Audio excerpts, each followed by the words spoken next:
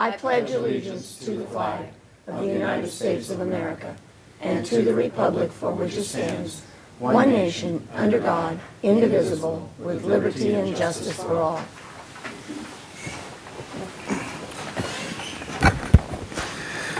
Okay. We have any amendments to the agenda? No amendments. Okay, no amendments. Public comment. This is time for the public to address the City Council on items that are not on the agenda. Is there anyone here this evening who would like to speak to the Council about items that are not on the agenda? Seeing none, we'll move forward to the consent calendar. Move the approval. Second. We have a motion and a second. Any other comments? Please vote. That motion passes 5-0. Now we have the Camarillo Public Library Activity Report. I think we have one of our people here tonight to address us. Hello and thank you. We had a very engaging month. Obviously, we had a very engaging week. But to review last month, we had a free comic book day, which brought a really wide mix of parents, families, caregivers over to the event. And Star Wars Reads Day, which was impressive to see Darth Vader walking around the library. Very good time. We had over 400 in attendance that day. So we continue to bring in great numbers and very thankful and hoping to continue that into early December. We have a visit from Santa Claus coming. This is Tuesday, December 4th, 7 p.m. And then we have a popular gingerbread make and take event. That's that Saturday. Okay, and that signs registration goes fast, so you'd want to sign up before you just drop into that thing. I hear that it gets a bit competitive. Yeah, and thank you. That's really all of my big updates for today. And just one question, because I cruise by there occasionally, and I went in to see the movies, the movie that you have. Yeah. And she said usually you've got a lot of people in that room, but this was the original King Kong. And I wasn't going to stay, but I said, I got to see the original King Kong. And I stayed through the whole thing. It was fun. But there are only 4 of us. She said normally there's a little more than that there. Yeah, for some reason King Kong didn't sell. And I was interested in it, but I guess it didn't really grab hold like how we thought it would. I think a mixture of that is our publicity, in addition to it being, I think, just a classic movie that maybe didn't attract a wide audience. So moving forward, we got to figure out a way to publicize this, I think, a little better. Exactly. Yeah. So I'm glad that you stayed, and that's not a short movie. No, I wasn't going to stay, but it kept getting interesting. I know. It's so much fun. But yeah, so we're learning, I think, as that, is a changing set of attendees that are coming. Yeah. Other comments or questions? Seeing none. Thank you for your report. We appreciate it. Thank you. Next on, and there's no departmental items? No. No comments from the staff? No. Comments from board members? Seeing none, we'll adjourn until December the 5th. Did I say 5th? Yeah. Okay. All right, we'll call this meeting of the Camarillo Sanitary District to order. Record should reflect that all directors are present. Do we have any amendments to the agenda? No amendments, Mr. Chair. All right, any public comments? Hearing none. We have a consent calendar. I would like to hear a motion for it, but I would like to just ask a question on D. So can we go ahead and approve on the consent calendar? I'll move the approval. I'll second, but you want to ask your question first? Let me ask that. Let's do that. Mr. Kildee, I take it your motion is to approve items A through D, correct? Yes. Okay, so we have a motion on it and a second. I'll go ahead and ask my question. On item D, Mr. Klotzel, this is the amendment to the agreement with Water Systems Consulting, Inc. Is that we've had an agreement in 2016, an additional work request in August of 2017, which was approved, and now there would be an additional amendment to this agreement. Has there been any thought given to entering into a comprehensive multi-year agreement with that entity, or are we just taking this on a year, or are we taking this on a year-by-year basis? So this action before you tonight is to extend essentially for another 9 to 12 months. Timing is dependent on the completion.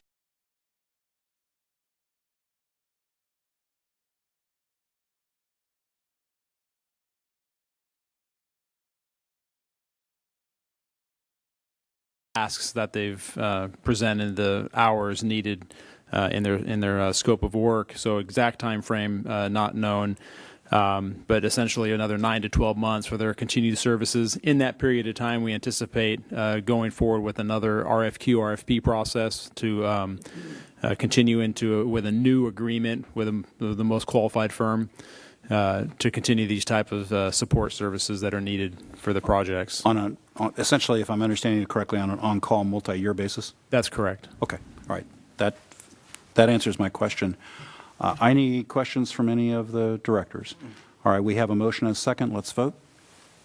All right, I see that is approved unanimously on a 5-0 vote. Any departmental items? None. All right, legal counsel, any items? No items. Comments from staff? None. All right, comments from directors? All right, I have a question on the adjournment. Does this board not adjourn till December 5th as well? Oh, that's right. Thank you. So we will adjourn to the 28th of November. Call this meeting of the Camarillo Successor Agency to order, and that's the successor agency to the former redevelopment agency. Are there any amendments to this agenda? No amendments, Madam Mayor. Public comments? Is there? Oh, I'd ask that the record reflect that all board members are present, all council members. Are there any public comments on items not on the agenda for the successor agency? Seeing no one come forward, we'll move to the consent calendar. Move the approval. Second? A motion and a second. Please vote. Motion carries unanimously. This is for the disbursement of funds of the former redevelopment agency, and it has things that need to be paid periodically. Staff comments? None, Madam Mayor. Council member comments? City attorney comments? No comments. Okay, this meeting's adjourned. I'll now call to order the meeting of the Camarillo City Council. Ask the record to reflect that all council members are present, and ask if there are any amendments to this agenda. No amendments, Madam Mayor. Okay. Presentations. We have one presentation tonight, and I believe that Ray Bowman from the Economic Development Collaborative is going to come and receive it.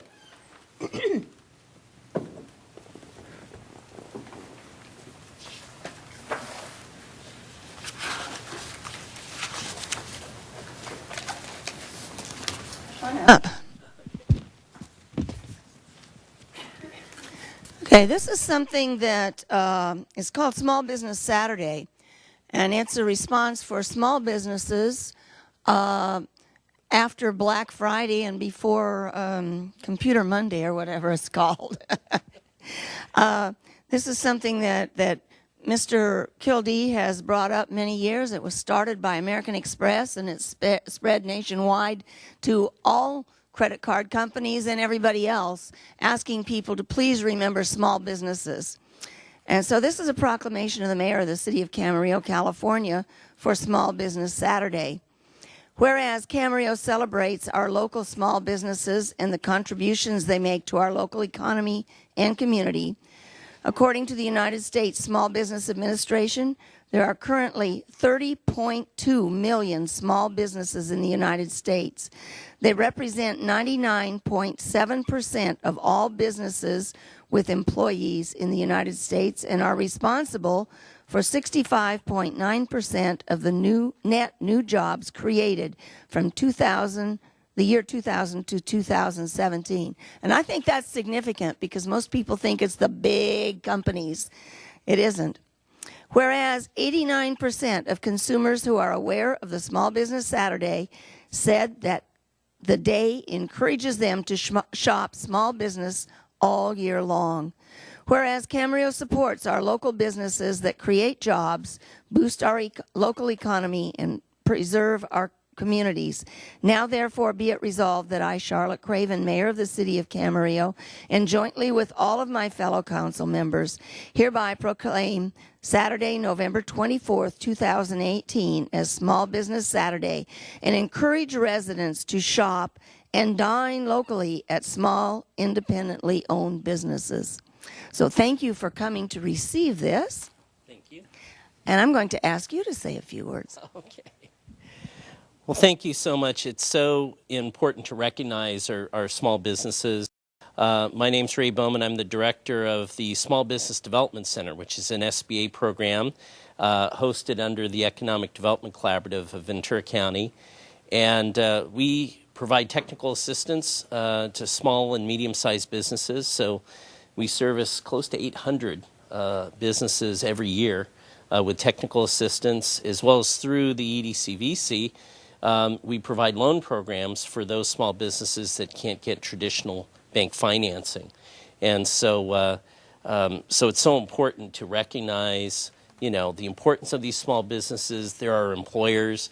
They provide so many unique services, and it's so important for us to get out there and show our support for the largest employers in the county. Thank you. And thank you for helping us make people aware of it. Thank you.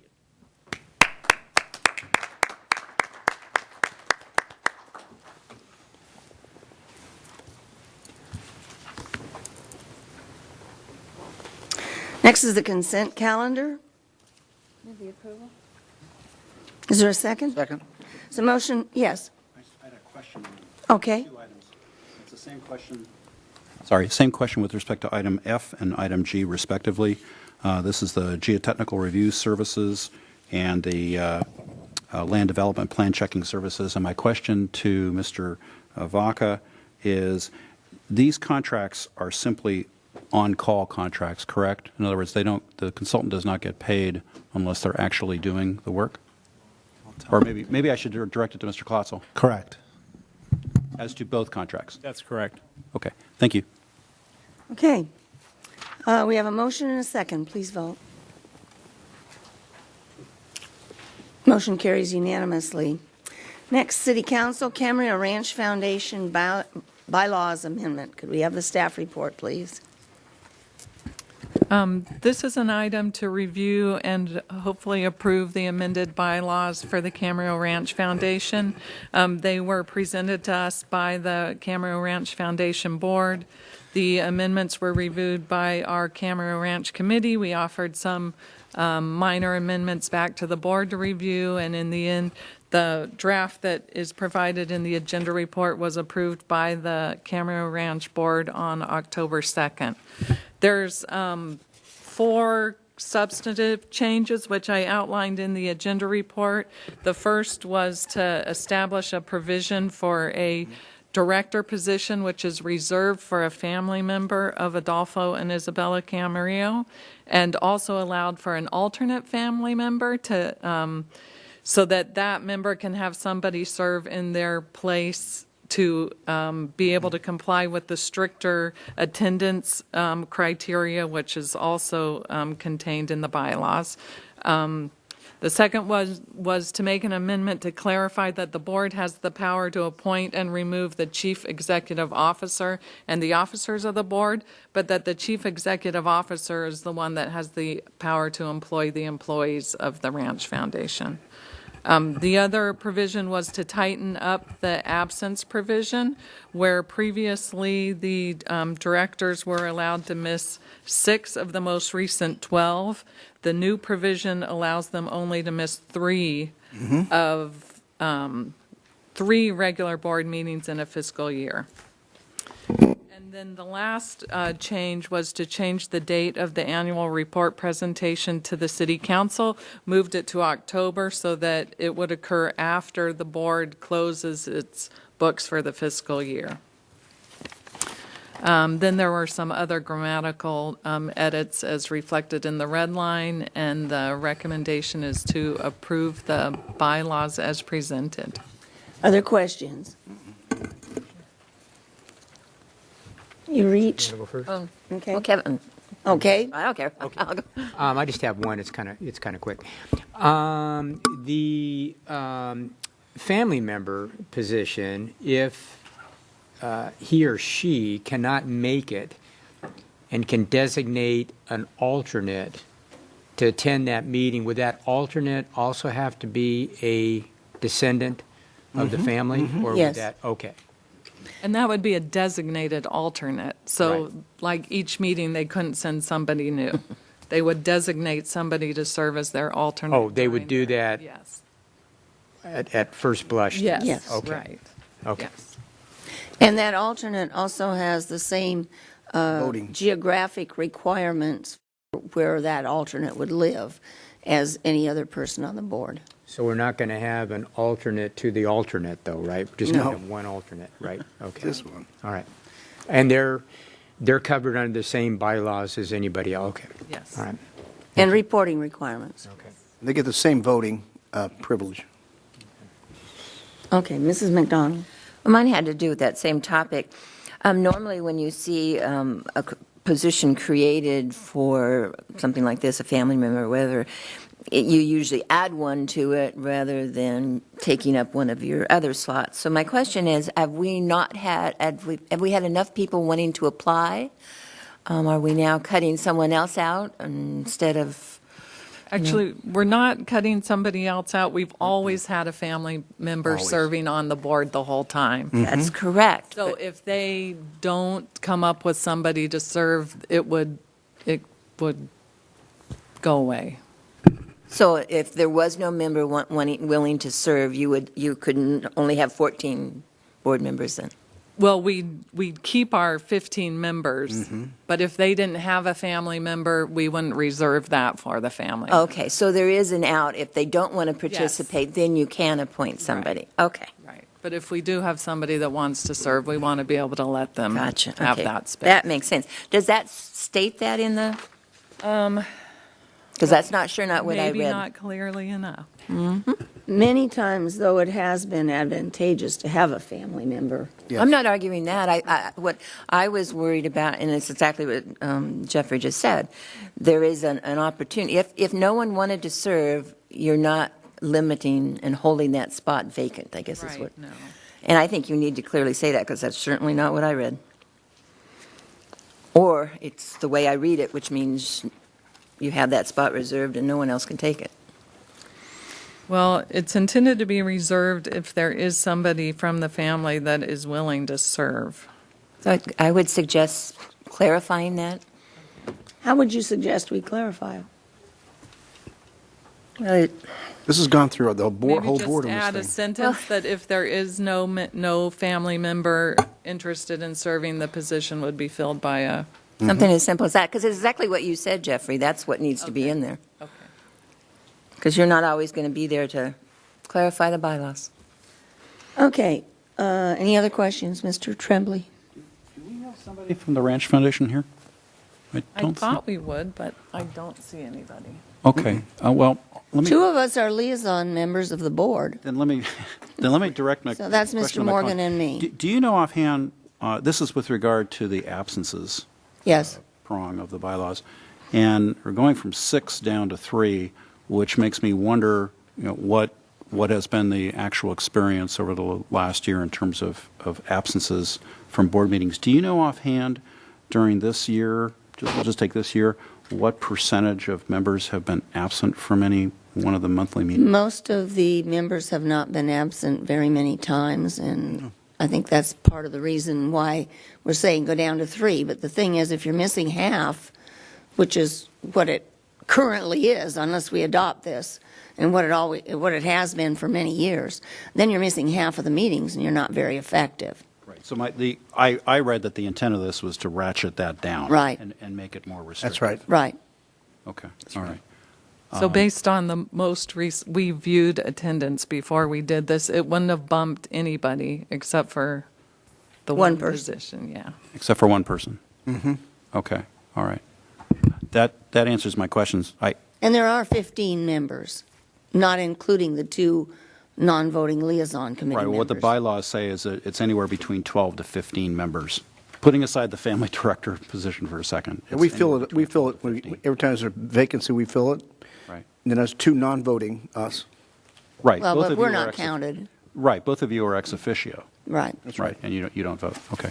No, that answers my question, other than a comment when it comes time to make comments.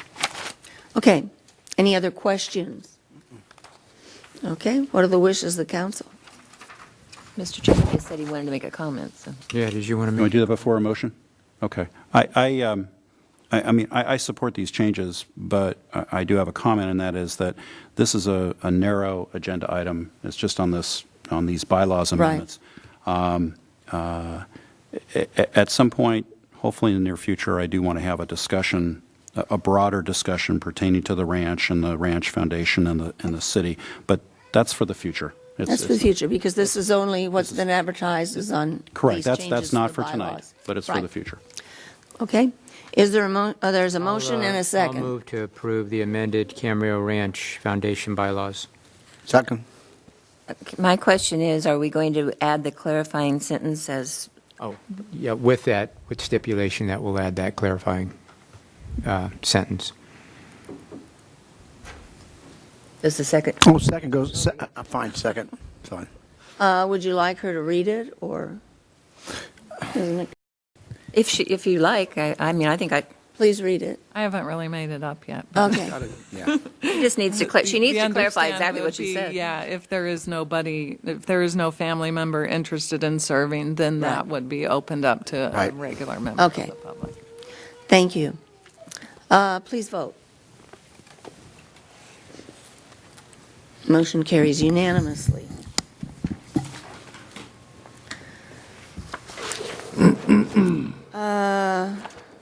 Community development, item A, affordable housing opportunity site at 2800 Berry Street, former stock lumber property, request for proposals. Could we have a staff report, please? Yes, thank you, Mayor Craven. Jackie Lee will be presenting this item. Just waiting for, oh, there we go. Okay. Okay, good evening, Mayor Craven, Vice Mayor Kildee, and council members. The item before you is a request to authorize the issuance of a request for proposals for the 2.5-acre property located at 2800 Berry Street. And the property is located at the southwest corner of Berry Street and Lewis Road. To provide you a recap on the background, escrow closed on September 4th of this year for the purchase of the former stock lumber property for a purchase price of $3.6 million using housing tax exempt bond proceeds following the receipt of a no further action letter from the County Ventura Environmental Health Division. A city council study session was held on September 5th where staff presented the next steps entitlement process and to seek input from the council on the affordability mix for the project. Rincon Consultants has recently completed a historic resource evaluation of the existing structures on the property, which concluded that there are no historic resources on the property. Staff anticipates requesting council authorization to solicit bids for the demolition and abatement of lead and asbestos at the next council meeting. The RFP includes minimum project requirements, including number of units and housing affordability mix, based on the input from the council at the September 5th study session. The project will provide for up to 75 residential units, 50% being low, 50% very low, including a 20% carve-out for special needs and veteran housing. For example, it can include physical disability, developmental disabilities, and emancipated foster youth. If funding for the project requires a different affordability mix due to the funding requirements, the prospective developer must explain the type of funding that would be applied for and the affordability requirements of that program. Proposals are also to include an ownership component. However, if the for sale units cannot be included, the developer must provide an explanation as to why. And then next, I will discuss the project requirements that are outlined in the RFP. And that includes that the project must be consistent with the Camarillo General Plan, specifically our heritage zone requirements, compliance with the Camarillo Municipal Code requirements, specifically including the minimum parking requirements for off-street parking, and no concessions or waivers to reduce parking will be considered. The developer must enter into an exclusive negotiation agreement to further refine the project and term sheet, detailing the agreement points for the sale and development of the site. The developer will secure all entitlements needed for the project during the E&A process. The developer also must secure all project entitlements, including general plan amendment referral, general plan amendment, zone change, residential plan development, and conditional use permit and subdivision maps if necessary. And upon the approval of those project entitlements, the developer will then enter into an agreement for the sale and development of real property with the city. The environmental review required under the California Environmental Quality Act will be managed by the city and paid for by the developer. The developer must secure all permits from all applicable agencies, including Caltrans. The development must include the undergrounding of overhead utilities. And also the project is to include a public art component, which will be subject to the review and approval by the City Council. The RFP includes the submittal requirements that each prospective developer must include in their proposal, which are further detailed in the RFP and include the following: development concept, the developer's identification, developer experience and qualifications, the architect's experience and qualifications, proposed financial structure for the project, and financial capacity of the developer, which is to include the developer's current financial statement, project development budget, identification of funding sources, project pro forma, and 20-year cash flow analysis. The submittal must also include the business terms as outlined in the RFP. Upon authorization by the council, staff will issue the RFP with the deadline to submit proposals by January 14 of 2019. Staff anticipates a recommendation will be made to the City Council for the selection of one developer or development team in late March of 2019. The RFP will be distributed to a list of 13 developers that will have experience in developing affordable housing in Camarillo, as well as will be advertised in the Ventura County Star and published on the city's website to provide other developers an opportunity to respond. In conclusion, staff's suggested action is to authorize staff to issue a request for proposals for the development of new affordable housing on the 2.5-acre site located at 2800 Berry Street. And that concludes staff's presentation. Are there any questions of staff? I have a question. Mr. Kildee. Yeah, Jackie, I know, believe we are going to attempt to mail out maybe 13 or so to prospective interested parties. And I'm not asking you for a crystal ball, but how many can we expect to get back? Is there any feeling or anything? I know with the economy the way that it is and various other things that are in this RFP, obviously it's a very long and very thorough. So it is difficult to tell, but we have had interest from about maybe 4 or 5 developers that are very interested in this, and when this RFP will be issued, I don't know exactly how many of those 13 or so will respond. Will they be local, or will we go outside of the county, or will they be in state, or what's your thoughts on that? Both. We are sending the RFP to both companies that have done projects in Camarillo, in Ventura County, and outside the county. But pretty much in the state. Pretty Yes. much we will not get you on. Okay. Mr. Morgan. Since this is a special needs, there's going to be an element of special needs and veterans in this thing. Is there any kind of trolley-type service that we could hook into this so that they would have access, or would that just be dial ride? I don't know at this point if anybody else can provide input on that. I'm just looking at the special needs things and thinking that we may want to look at that for the future. Okay, the last thing is, oh boy, if we had not purchased this property, a new law passed recently, state of California, that says a developer can come in and purchase that. If it's all low income, within a certain distance of the railroad, they can go 4 or 5 stories.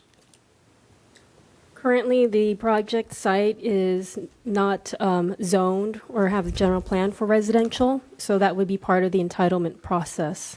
No, what I'm trying to say is the new law, I can't remember what it was, one of you might remember, that passed this year, that said they could come in and buy some piece of property like that if it's within a certain distance of the train station and build I believe it would have to have been zoned properly. already, or it couldn't be zoned? Rezone. That existing zoning Density bonus, too. would Okay. allow for residential use. Okay. This helps protect us anyway. Okay, any other questions? Mr. Tremblay? I had a couple, and I'm referring to big page 3, which is on the staff report, and the same language appears on big page 12, which is the actual draft RFP. And it's one of the things, Ms. Lee, that was up on the PowerPoint, and that is that in the RFP, we're asking for financial feasibility for the proposed development and for the respondent to put in information regarding that. And that would include a pro forma, including a 20-year cash analysis demonstrating the economic feasibility of the project at the rent and affordability levels for the project. My question is, doesn't that assume that there would be no units for sale at the site? Because elsewhere in the staff report in the RFP, we are asking for respondents to actually include an explanation that if for sale units cannot be accommodated, the developer must provide an explanation why it is not included in its proposal. Well, I guess I'm taking the long way around to say, from a language standpoint for that RFP, does that assume that for sale units would not be included? I'm a little concerned about the language.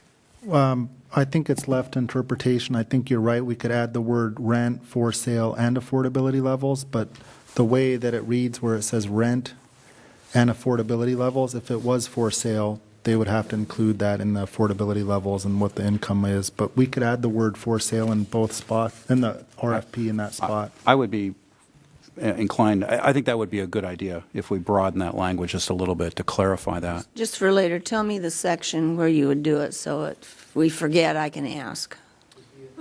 Big page 12, up in the top in 7C. 7C. 7C, It okay. would say economic feasibility of the project at the rent, purchase price, and affordability levels specified in the project requirement section. Okay. Could I make a comment on that? This has to do with a 20-year cash flow analysis. You wouldn't have a cash flow analysis on for sale units. They're sold. There'd be a affordability analysis, but not a cash flow analysis. So I think that's why it was written the way it was. No, I don't believe that's correct. Read what it says. No, I understand what it says, but in terms of a cash flow analysis, you're looking at a 20-year pro forma, and in that pro forma, the proceeds from sale and cost of sale would be included in that pro forma over the 20-year period. That's what I figured. So, well, let me understand then what maybe I just don't understand where you're going with your rental or your for sale units.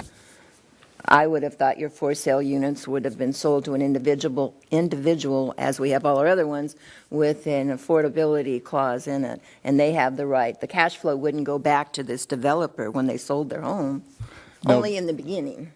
Yes, that's correct, only in the beginning. So, we're looking at the financial feasibility of the project over time. And so the cash flowing in and out of the project, whether it's for sale or for rent, would be captured in that 20-year pro forma. But after you've sold them, it's no longer in your cash flow. That's correct, but it would And show. so you're gonna it would take your sh- 20 It years would to share in year. It would show in year 1 or year 2 or whenever those units would be sold. To me, you should have two separate things. You need a rental feasibility to show that you can continue to run the project, manage the project, and then you have a separate one that talks about the for sale units, because that happens in year 1 and it's done. The other one has to do with the ability to maintain that project, rent that project, and maintain the rent affordability. So to me, they are two separate things. But that's just my opinion. Any other questions? Did you have more, Mr. Tremblay? You had the floor. Well, I have one other topic I just wanted to discuss. Was there any discussion at the staff level in drafting the RFP about having the respondents indicate what they would do for just engaging the neighborhood, a little bit of public input on their design concepts for the project? Yes. Yes, there was a lot of discussion about that. We had not included the public outreach program in the RFP, but we have discussed that that is a very important component of the project and will be necessary. So it is something that we are going to be requiring of the developer to have some form of outreach. Well, I guess my view would be, maybe my view is slightly different. I would include that in the RFP as a component that a respondent would respond to, just saying this is how. In the requirements that they need to respond to. Yeah, in the requirements that they need, in the requirements that they would need to respond to, saying this is how we would propose to do this outreach process. So you have the ability to evaluate that when you're evaluating the responses to the RFP. I would like to see that, a component included in the RFP as well. So we just generally said that we're going to require that they include in their project time schedule how they are going to address community outreach. But Where's it that? sounds like you'd like it to be included also in our selection criteria as a more highlighted bullet point. Yes. Okay. So what point? What page? So under, on big page 12, under 8C, under project time schedule, we talk about the schedule for performance, outlining the estimated time in each step of the phase, and we included in there community outreach because that's a very important component of this process. But if the council unanimously agrees that that should be also included as a bullet point selection criteria, we can definitely do that. I feel we should. Okay. I think it's good. I have no objection. I have no I objection. heard 4. Okay. I assume you would do it anyway, so if you want to put it in writing, go ahead. Okay, so we'll include that as a bullet point. I also wanted to just mention, going back to our previous discussion, that under 7B, it does include a development pro forma that I believe would capture your concern about it being a for sale project. Good, okay. So you do still have them separated? Yes. Question. Mr. Kildee. Yeah, I just want to make sure that those that are going to be replying to this understand that pro forma option if it is a sale, and in the 20-year analysis here and how they are going to account for that. So I just want to make sure that that's not, a red flag to a potential interested party on that, because I know it's somewhat, strenuous on how we're going to do that. But is there a way, and maybe Jackie, you just mentioned it, that they will understand how to do their pro forma with that caveat there? We're going to make ourselves available to all the potential proponents and respondents, and so we're going to be available to answer any of those detailed questions and help walk people through this process. Because that, Joe, there could be a potential, at least for that question being brought up to your attention. Sure. Yeah. Okay, if there aren't any other questions, I have quite a few. So, Well, Mrs. McDonald. Or I actually have 2. Normally, when you have a project this size and it seems big, but it isn't really huge in big perspectives, you have 75 units.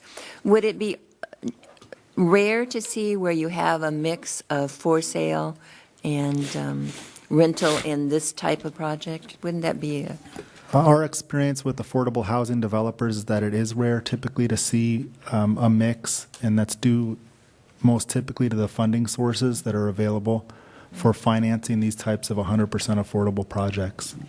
And then following up on that one, we're not making it so tight that they will, they think they must have that for sale unit. In other words, because what does it say? You have to justify why not? How much justification? I mean, it can be as simple as what you just said. Correct. Funding source And will we're not going to, allow, of or course, we're whatever. going to be reasonable, but yes, they need to provide the explanation in their proposals.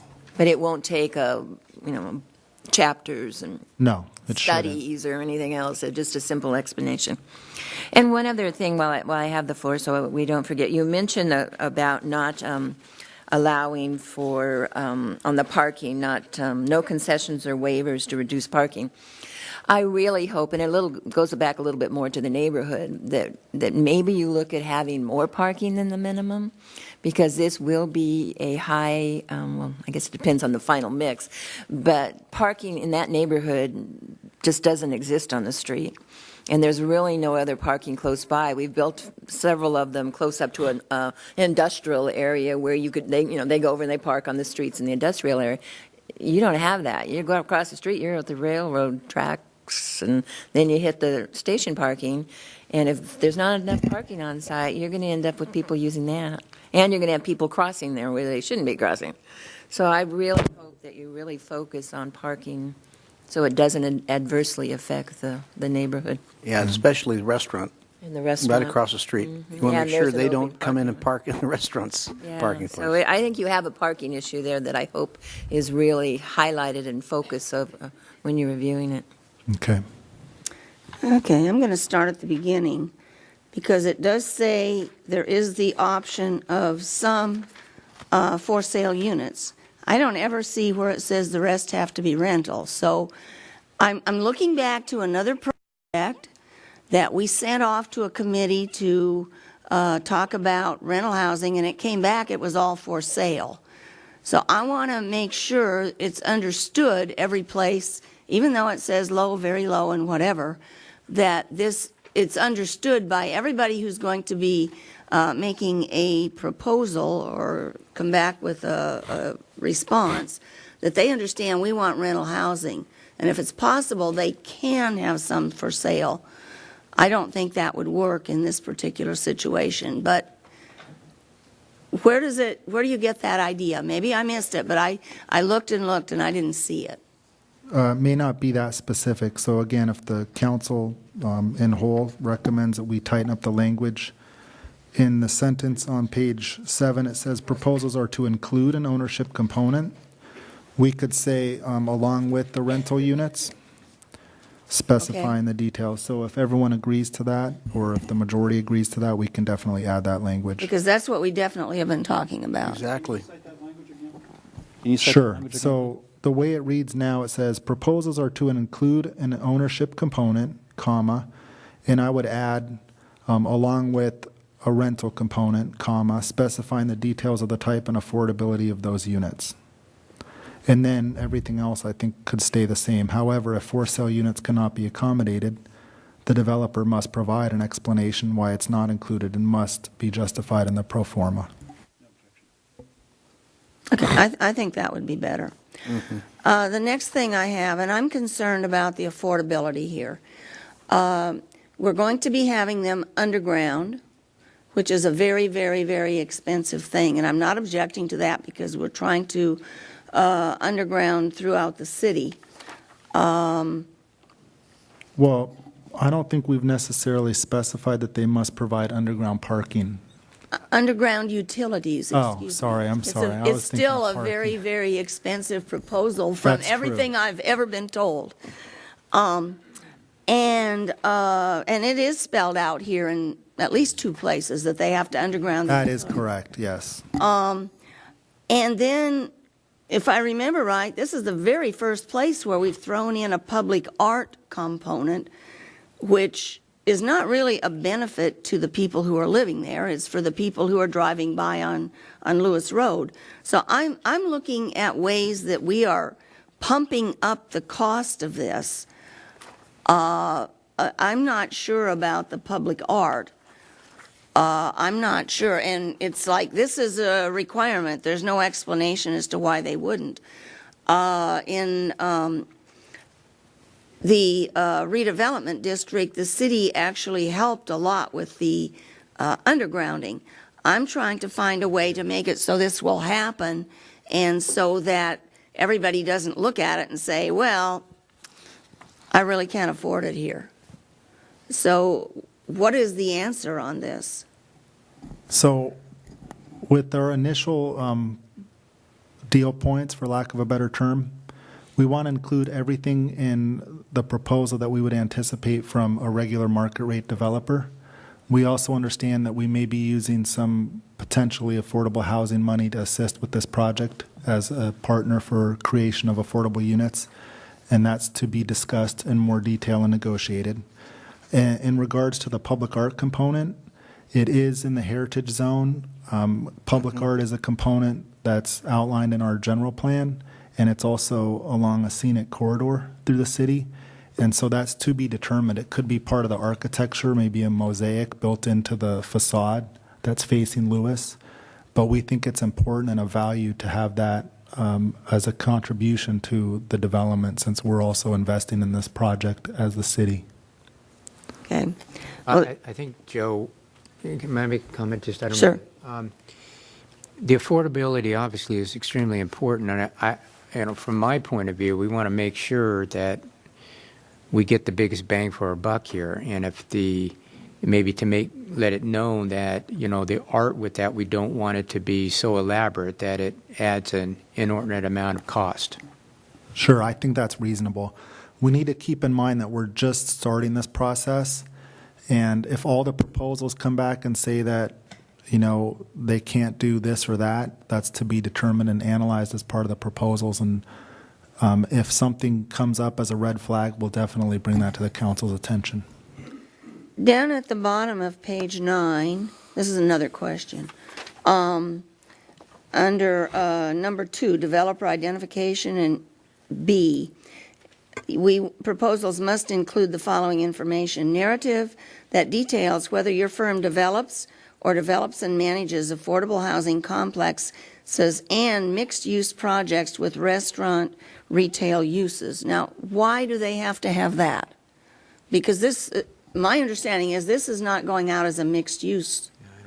That's true. It's not going out as a mixed use. That could have been a carryover from another RFP. I think that should be removed personally. We can strike that. Your Honor, All it's doing is identifying the developers, and exactly. you're not asking for it. One thing for a mixed-use project, all of it on top could be affordable. We're not and it pushing just shows that. I know that, but it shows they have developed affordable housing in the past. Tells you more about Well, it. then It does. let them It tell tells us you more about about the- affordable housing, but I don't know why we have to have them waste time telling us about other things that we don't care about. Whatever.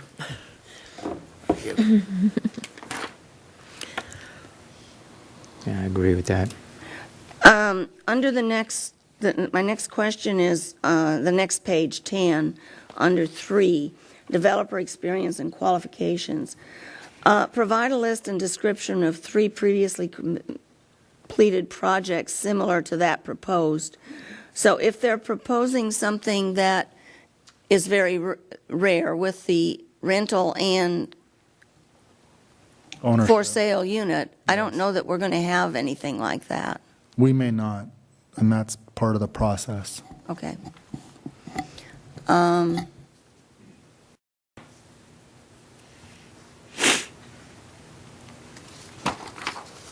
And I guess the second question I have related to that is, if they've only done 2 projects and we're requiring information on 3, are they disqualified? That's on top of page 11. They may not necessarily be disqualified, but we do want to make sure that whoever we select has a proven track record. Some experience, okay. Okay, those were all of my questions. So, we have questions answered. We also have a member of the public who'd like to talk to us, and I think this would be the time. It is not a public hearing, so I'll call Barbara Williams. If there's anyone else who would like to speak to us on this item, please fill out a card and turn it in for the city clerk. And Barbara, I know you've been here before, so I don't need to give you the time rules or anything. I kindly request that you consider some of my concerns to ensure that the interests of the neighbors and the city as a whole are protected. The RFP for Berry Street project needs to address lessons learned from recent projects where there have been some controversies. And so that's where some of my concerns here are going to go. So my first one goes along with Mr. Tremblay and his community outreach. Where the project is adjacent to existing homes, no structures adjacent or within a reasonable distance shall be higher than the existing homes to protect privacy and to ensure that views from the adjacent homes are pleasing. That has been a big controversy in this city. Along with what Mrs. McDonald is interested in, is there will be adequate parking on the premises for tenants, owners, and visitors. Parking on Berry Street can be quite crowded at times, as evidenced by the units near Berry and Arneal. When El Tocolote is busy, there can be a lot of parking on Berry Street when their parking lot fills up. Also, we should consider no parking on Lewis Road at all. And tenants and guests should not be allowed to use the train station parking. And under no circumstances will there be a multi-story parking structure adjacent to the existing homes. So that goes along with that one. Turning north onto Lewis Road from Berry Street can be quite a problem during commuting time and other busy periods. Consider, and this is probably a city issue, placing a signal at that corner or Temple. You mean at Berry? Pardon? At Berry? At either Berry Street or Temple, because, yeah, having the ability to do that. With the increase in traffic caused by up to 75 units, it is imperative in my mind that Lewis Road be at least 2 lanes in each direction from Pleasant Valley Road to the Las Posas Upland intersection. And then also allow for the consideration of lower density housing to help with the traffic and parking. There needs to be adequate housing for veterans and disabled people on the first story if you have a multi-story unit, and that there needs to be considered along with the density issue.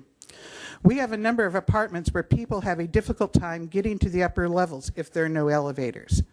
So those are my concerns that I hope that you will consider ensuring that the RFP will get those kind of ideas taken care of. Thank you. Thank you. Is there anyone else who'd like to speak to us before we start deliberation? Okay. Get it back to the council.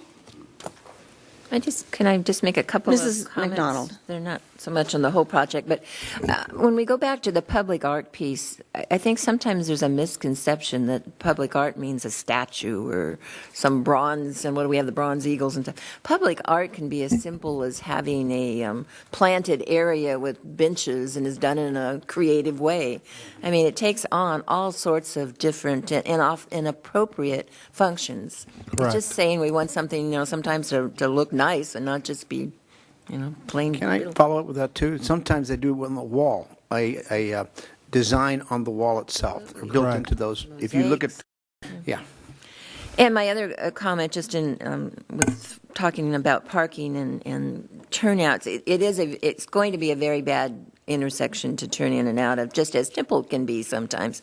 The unfortunate part is that's a state highway, and so we don't quite have the ability to do as we please there. So, and it also being fair, I don't even know can't even guess what it would cost to do the 4 lanes in both directions between that gap. But you talk about affordability problems if you try to do that. So sometimes it's those things that you have your hands tied and you can't quite do everything you need to do. So, but obviously taking into account turn lanes or whatever we can do to make it easier to get in and out of that project is something that does need to be included. Mm-hmm. Okay. What are the wishes of the council? Mr. Tremblay, you had comments? Yeah. Certainly. I wanted to respond to a couple of things that Ms. Williams brought up, and some of them, I guess I see it as divided into some of those issues are issues that you want to address now in an RFP, and some may be issues that are down the road. So I'm sitting here trying to understand, and they're good points. But I wonder, maybe this is a question to Mr. Vaca or Ms. Lee. on a couple of these items. We do have this, I'll use the term carve-out for targeted housing for veterans preference, physical disability, developmentally disabled, emancipated foster youth. And I am aware of situations where you have, for example, physically disabled adults who are living on an upper floor, and it's not tenable. It's very difficult for them. I wonder if in the RFP we could ask the developer or ask the respondent how they have handled similar issues and similar projects in the past to address that kind of need. I don't think I read that in the RFP, and I'd like to see something like that. How have you handled this? What would you suggest? Because we have this concern. So that would be number one. Number two, I think we probably, the RFP does speak to parking, but I think perhaps we ought to have a little more language in the RFP specifying the parking difficulties in that area, so we make sure that each of the respondents understand the scope of the parking issues that do exist in that area. And I'm not suggesting specifics at this point. I'm asking for some factual recitation of how short parking can be in that area and with the neighborhood, and how. And you know what? Here's another way to do it. How has the developer handled that in similar projects where you have some similar constraints? Could you please address that in your response to the RFP? So those are the two things that I would try to put in the RFP now, and I think the rest are something that could be handled down the line, and I appreciate the comments. Your Honor. If I might add. Okay, Mr. Morgan and then Mr. Kildee. I have one question from staff. And it's on the across from 2088, we have that, not 2088, barbecue place down in Ventura Boulevard, that big 23-unit apartments above on the new building. I think there's a elevator that goes from those second floor down. Correct. And that's what I would expect. If something like this happened here, we would have elevators. That's correct. So are you saying the building is going to have an elevator? No, but typically they do. I'm not saying it's absolutely required in the RFP, but most frequently for those types of projects, they will include an elevator. Yes. Okay. Because they haven't in the past. Amley doesn't have an elevator. Oh, I thought it does, doesn't it?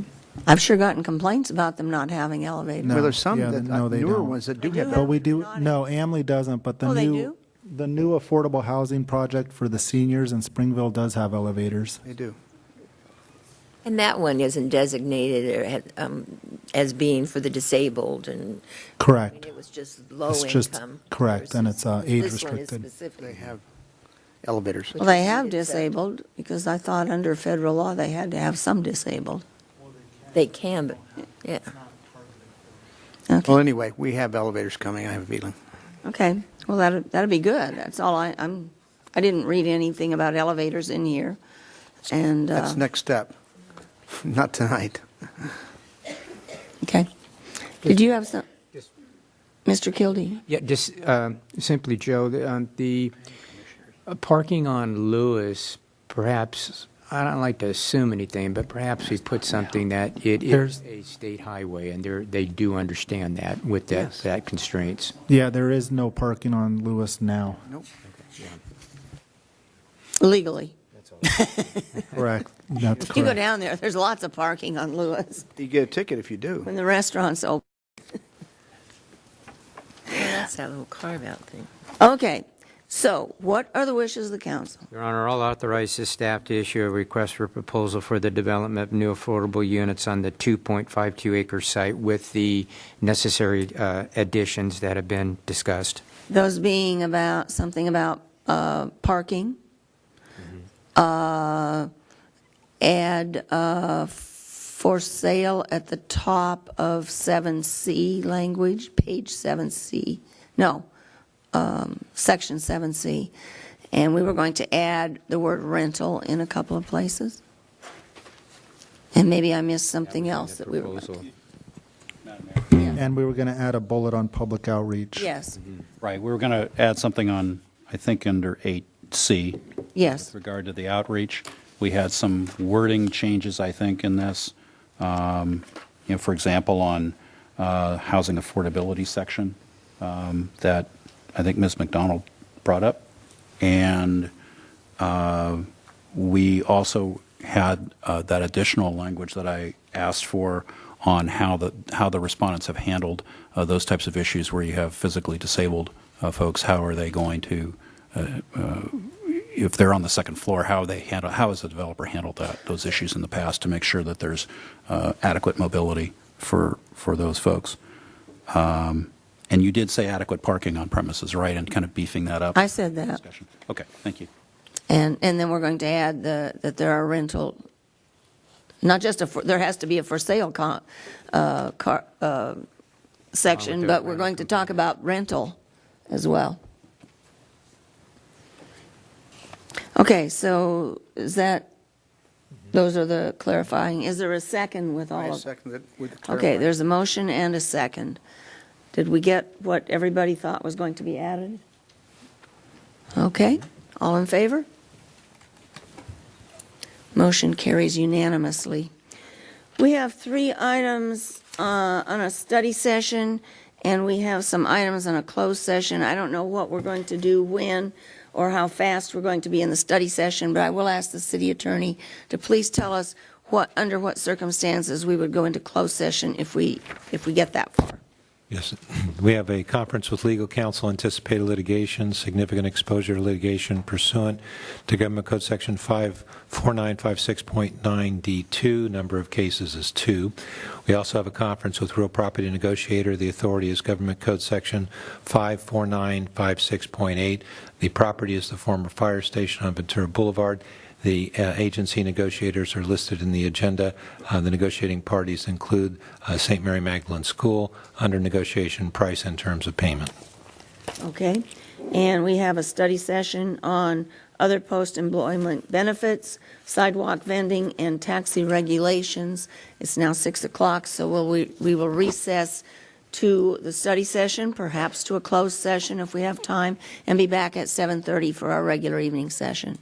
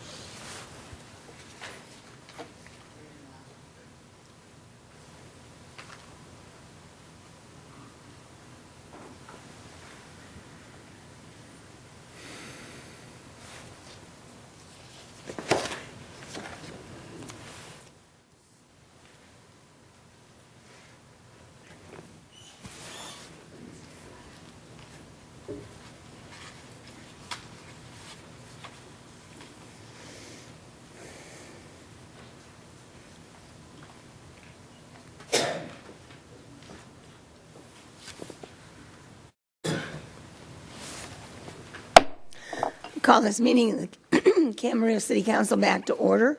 Ask the record to reflect that all council members are present, and ask Mr. Tremblay to please lead us in the salute to the flag.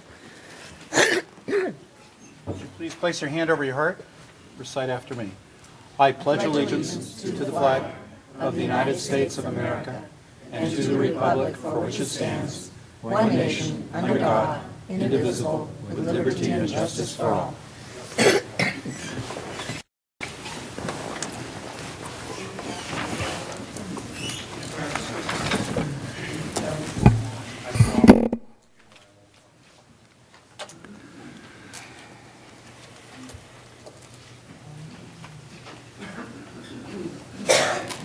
Next item is public hearings.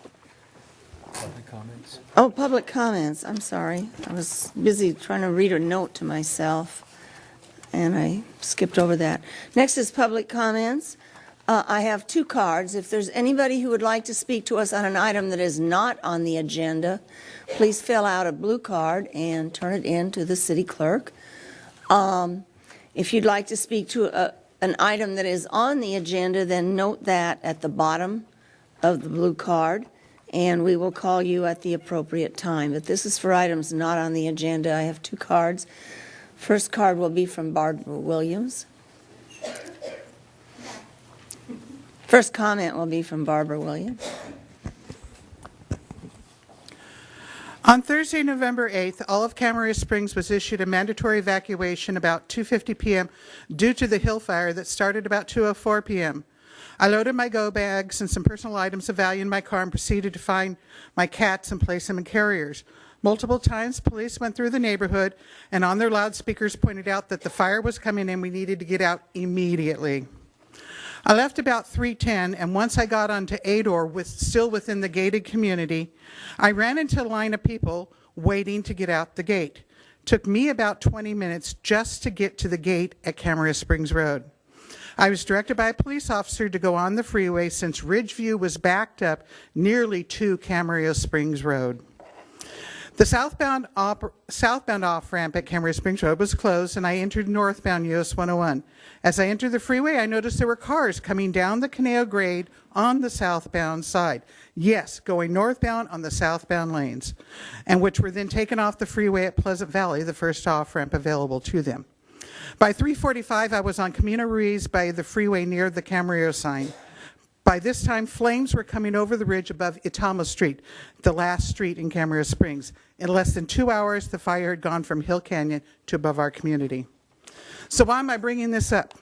Because if you allow New Urban West to build an additional 300 homes on the Camarillo Springs Golf Course, the additional traffic caused by those 300 homes might have trapped people in Camarillo Springs as flames came close to their homes.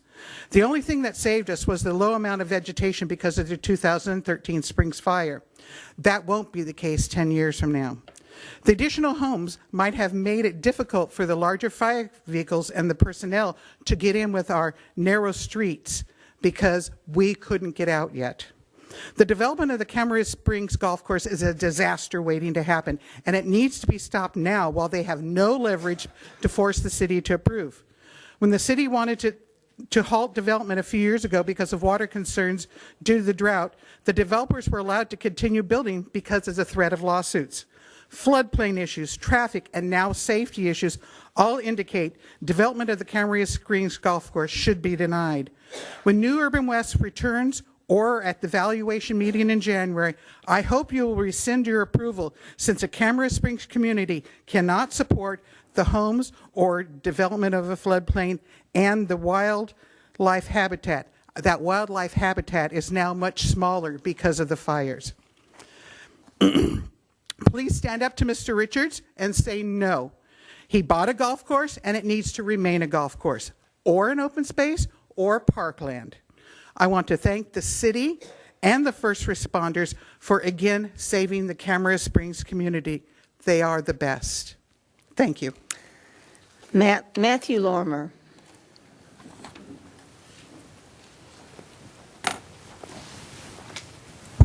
Good evening. Before I begin, I have a message. This is from David Reel. I have a message for Mr. Morgan from David Reel, author of Measure M.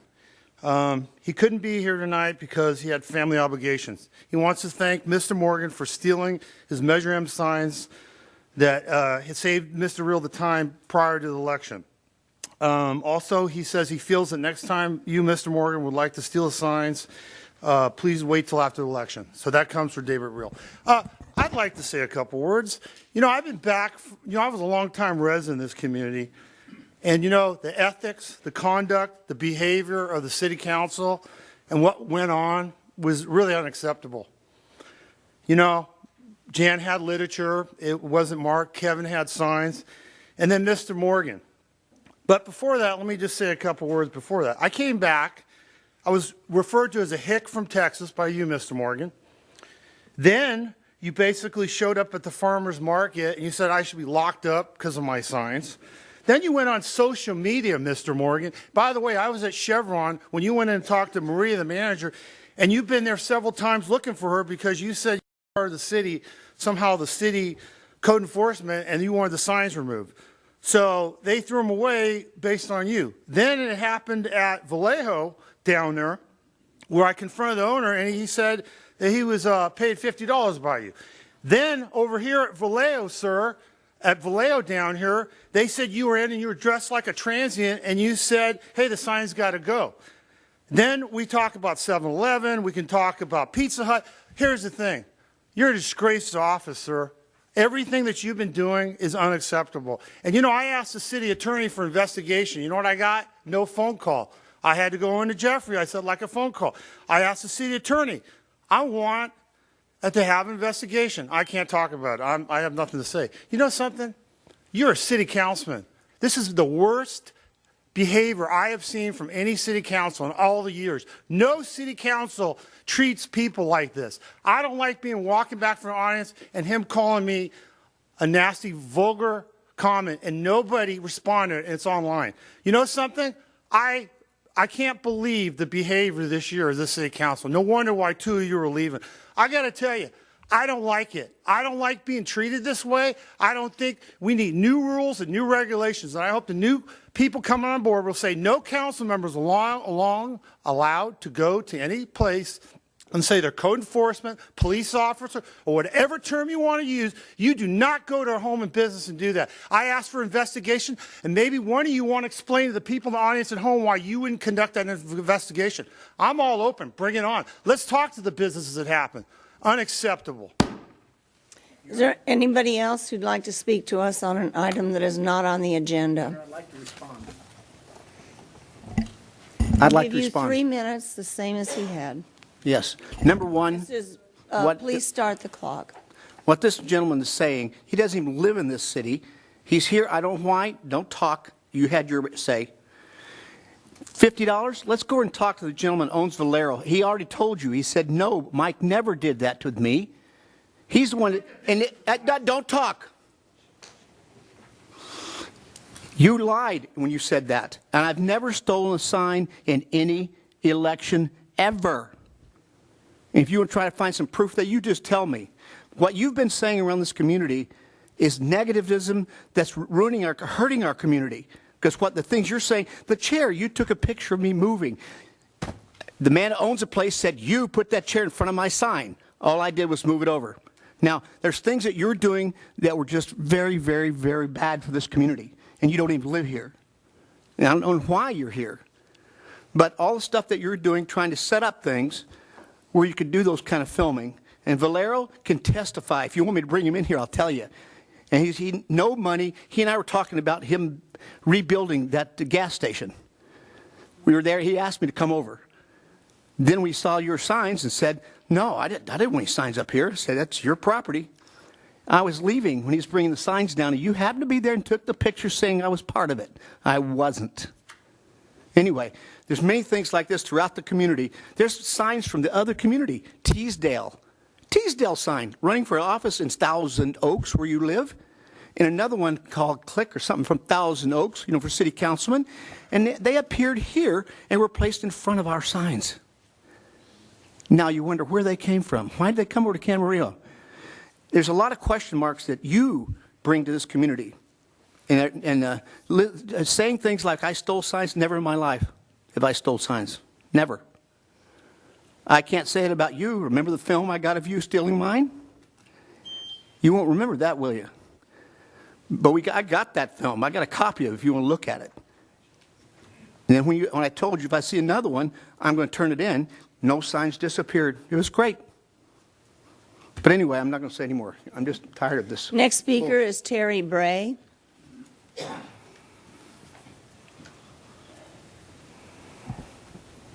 Wow. Terry Bray, Lamplighter Mobile Home Park. I've just got a few things to say. I didn't write anything down, but what was just said, what was just exchanged, I find very alarming. First of all, Mr. Morgan, it's very inappropriate and unprofessional of you to diminish the value of any American citizen exercising their freedom of speech. And regardless that Mr. Lorimer no longer has a formal address in Camarillo, he has immediate family in this town. He was here for over 2 decades. He cares. And he brings up whatever he feels like he brings up because that's the American way. We have young people here in the audience that just got an example of how somebody in your position should not diminish anybody that makes a point about caring in this community. That's the bottom line. So shame on you for that. I want to say, Jan, I'm going to miss you greatly. It's a compliment when I say you're a bulldog. I've seen you in action, and when you say that you have something that comes up that you don't agree with, you had the tenacity to say, I don't agree with that. I think we should look into that further. Now, did things go in a way that I wanted it to go? No, often it didn't. But I want you to know I appreciate that. I really do, and I'm going to miss that. Mr. Morgan, I used to call you a friend, and I am glad you're out of here. I am glad. You have turned from who you used to be and who I used to respect to somebody that had to be told by the district attorney that you are not above the law. In regards to the Fiesta Association, hiding that embezzlement, the other embezzlement that I've mentioned recently that came out way before that you never brought up, you never rectified, and that's the main reason that I resigned as treasurer of the Fiesta Association, because of those shenanigans. And there's people on the board of the Fiesta that know what I'm talking about. So the reality of who you used to be and where you are now, I'm glad you're leaving. I really am. And the people have spoken clearly. In regards to Lamplighter Mobile Home Park and how you tucked your tail in between your legs to lead the lack of charge for a rent stabilization ordinance, starting January 1st, the move-in rate is $1,515 and $150 a month for sewage, trash, and cable TV, which they technically can't charge for. So an average family is now going to be spending about $3,000 a month to live at Lamplighter, and it's going to continue going up. So thank you for your lack of support. Thank you for your lack of action, because you used to be an advocate for Lamplighter Mobile Home Park, and a lot of people have been hurt by the lack of action for an RSO. So, Jan, we're going to miss you dearly. Mike, see ya. Is there anyone else who'd like to speak to us on an item that is not on the agenda? Seeing no one come forward, we'll move on to public hearings. One public hearing we have tonight is a resolution approving the 2019 Development Allocation Cycle Award of Development Allotments. Could we have the staff report, please? Yes, thank you, Mayor Craven. So Measure A, the city's residential control system, was originally adopted in 1981, and it functions as our local growth management program, which allows up to a maximum of 400 allocations per calendar year. It was extended most recently in 2015 and is set to potentially expire unless extended through to December 31st, 2025 would be the expiration. Each year we receive applications for approved projects that are reviewed for the potential for allocations for allotments. The city's Residential Development Evaluation Board assigns point ratings to the applications, and ultimately our city council awards the annual allotments. For our 2019 allotment schedule, we started reviewing applications here during this calendar year, and we did receive 4 applications associated with projects. However, 3 of those were withdrawn. The Residential Development Evaluation Board conducted their preliminary review of point assignments on October 2nd, 2018, which was followed up by a public hearing on October 16th of this year, where they actually assign the point ratings that are presented to you this evening. Tonight, we anticipate the City Council would review the allotments and hold the public hearing for awarding allotments. So as we indicated, there were 4 applications that were received. However, 3 of those were withdrawn, which left 1, and that was on the application of Shea Homes, which consists of 281 dwellings in association with the Residential Plan Development Permit 198, which is an approved project. The project site is located north of Upland Road and east of Lewis Drive on the eastern half of the St. John Seminary property. This is an aerial image that shows the project site in more detail. It's also located directly north of the Padre Serra Parish. Shea Homes Residential Plan Development Permit was approved in February of this year, and the project consists of 281 single-family residential units that are restricted to persons age 55 and older, and the request is for 281 allotments. This image demonstrates the site plan that shows the circulation network and the range of communities. So there are single-family detached units. There are single-family duplex units that are attached. And then there are single-family detached cluster units. The architecture for the homes is demonstrated on this slide, and it's all predominantly single-story. This is the architecture for the attached duplex units that are all predominantly single-story with some small pop-ups with second floor areas. And then this is the single-family detached dwelling units that are all predominantly single-story in nature. Although the architectural quality is well-designed and has been approved in association with the residential plan development permit. So Part A of the recommended point assignments addresses the availability of public facilities and services, and the minimum number of points that must be achieved in order to proceed through the allocation process is 49 points.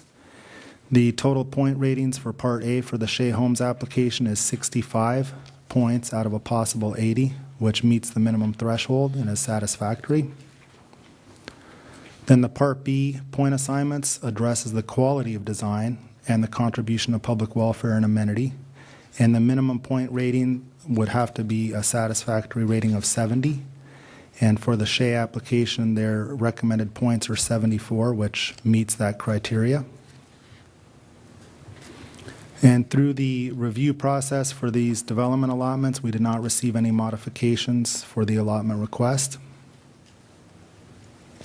So tonight, staff recommends that you conduct a public hearing on the 2019 development allotments, and that you consider the recommendation from the Residential Development Evaluation Board and adopt a resolution awarding the 2019 development allotments in the amount of 281 for Shea Homes. And it's important to note that there has not been any other development projects in competition this year for allotment cycle for 2019. So with that, staff would like to point out that Kevin Herbison with Shea Homes is present and would like to make a comment, and then staff's available for any questions.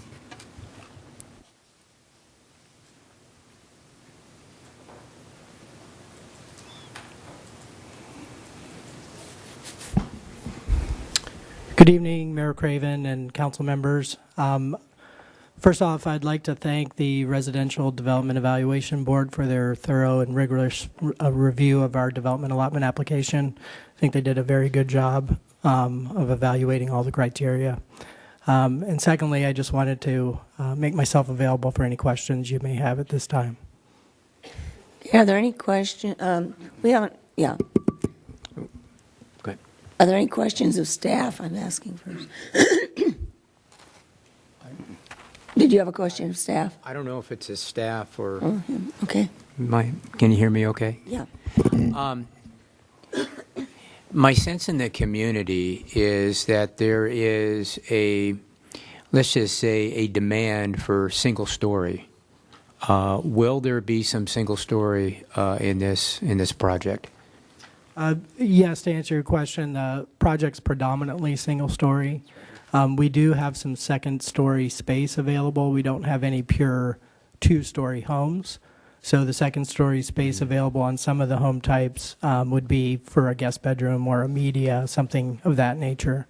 But I would say, generally speaking, the majority of the community would be single story, and all the living space would be captured on the single story regardless if you had a second story space. Are you permitted to talk a little bit about what the preliminary demand for these units is? Are you able to shed any light on that? Yes, I can. I actually have quite an extensive group that has formed around the interest in living in the community. We actually got a lot of support of the local community when we were going through the entitlement process, and many of those people have stayed on and wanted to see through to actually end up living in the community. So there's a high demand that seems to be growing. The price range that you give, is that in current dollars, or is that in what the comps of the area would demand, or how do you come about that? Yeah. So we actually have a market consultant who will evaluate comps in the area and then come up with pricing based on that, and also recognizing the demand of the community as well would factor into the pricing. So, is there any fluctuations on that? In other words, does it depend on the area, or is it just pretty much the comps that you look at from similar, perhaps not in our city, but in like a city somewhat close by geographically? Is that also factored in that? That's correct. I mean, we definitely want to make sure that we're comping like community, 55 plus style living. There is a lot of consideration into the area, the city itself and the area that the property is located that go into the pricing consideration. And at this point, we have done regular updates to our market studies as the market fluctuates. Until we get to a position to actually start selling houses, that will probably move until we get to the position where we're ready to sell and the market is where it is at that point. And I don't want to get too much into this, but since you're here, you have taken consideration the parking needs and the parking situation, and you're comfortable with the plan that you have addresses that?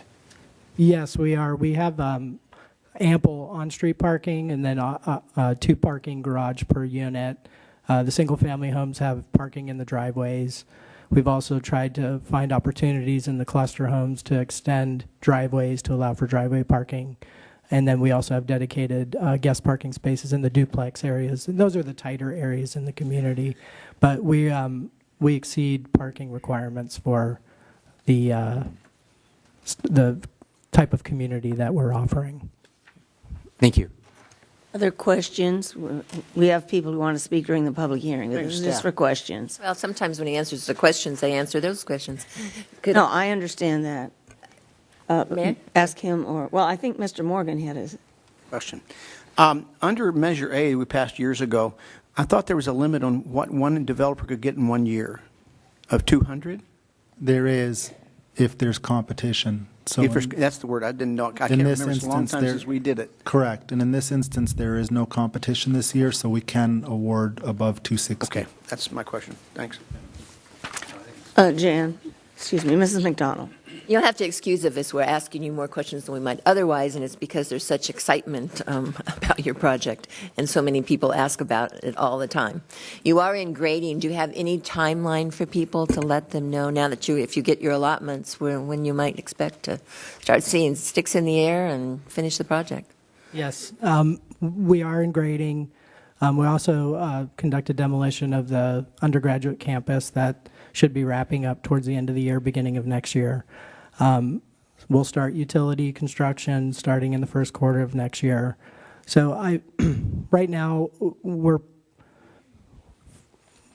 planning to start building vertically on models and maybe even first phases towards mid to end of summer of next year, which would, realistically probably put us into 2020. We might be fortunate enough to get some, favorable schedule and get some of that in 2019, but I think the expectation should be for 2020. Perfect. And the other thing you might explain, and I apologize if I didn't hear you say it, Mr. Vaca, but just talk a little bit about the fact that it is a senior community, what the age limit is, et cetera. Yeah, so this is legally restricted at 55 plus. I believe the law allows for 54 and 6 months, but it's an actual deed restriction on the property when you move in. So we actually had a frequently asked question page. We're going to be starting a website, and we'll have that information, but there's pretty strict criteria on who can live in the community, whether or not children can live in the community.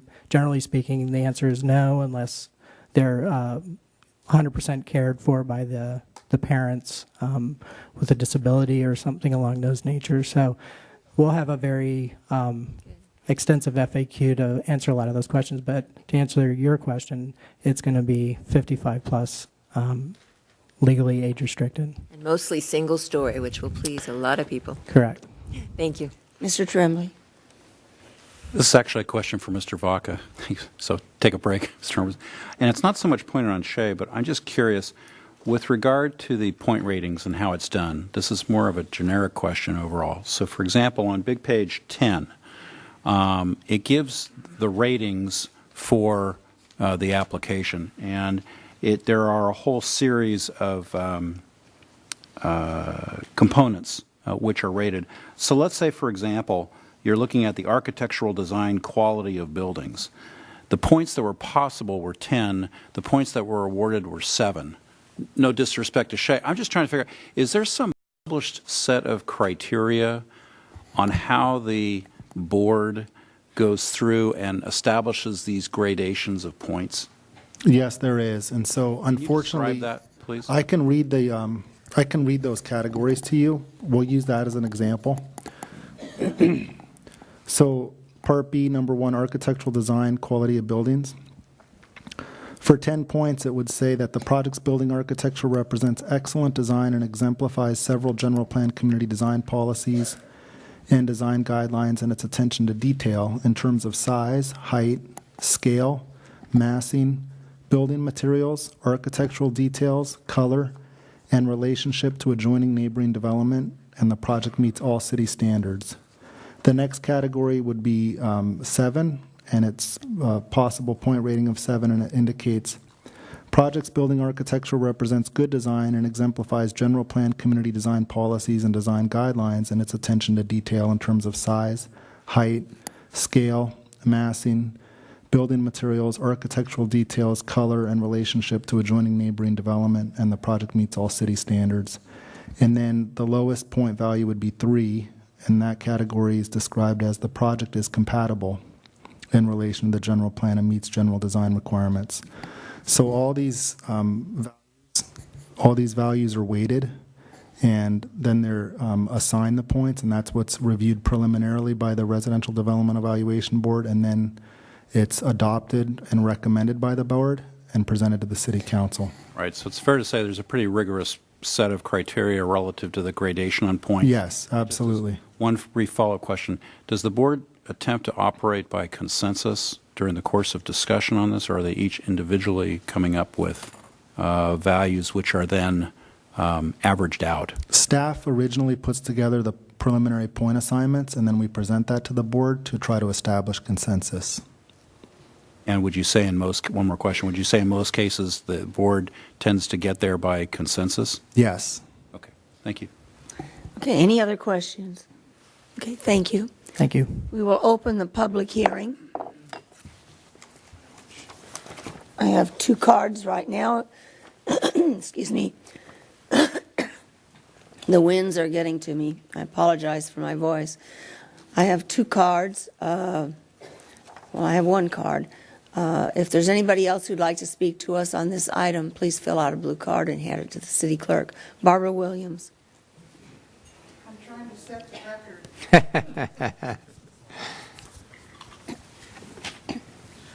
While you have the ability to allocate all 281 within a single year if no other developer has requested any allocations, it is not prudent to increase the population that quickly in an area like the proposed site along Upland Road. The Hill Fire revealed a number of traffic issues that probably were not taken into account when the shade development was approved. There are some traffic issues that are existing today. And they need to be mitigated before building 281 units. When there are trains going through the Upland intersection, traffic tends to back up, and adding 281 units could easily compound that.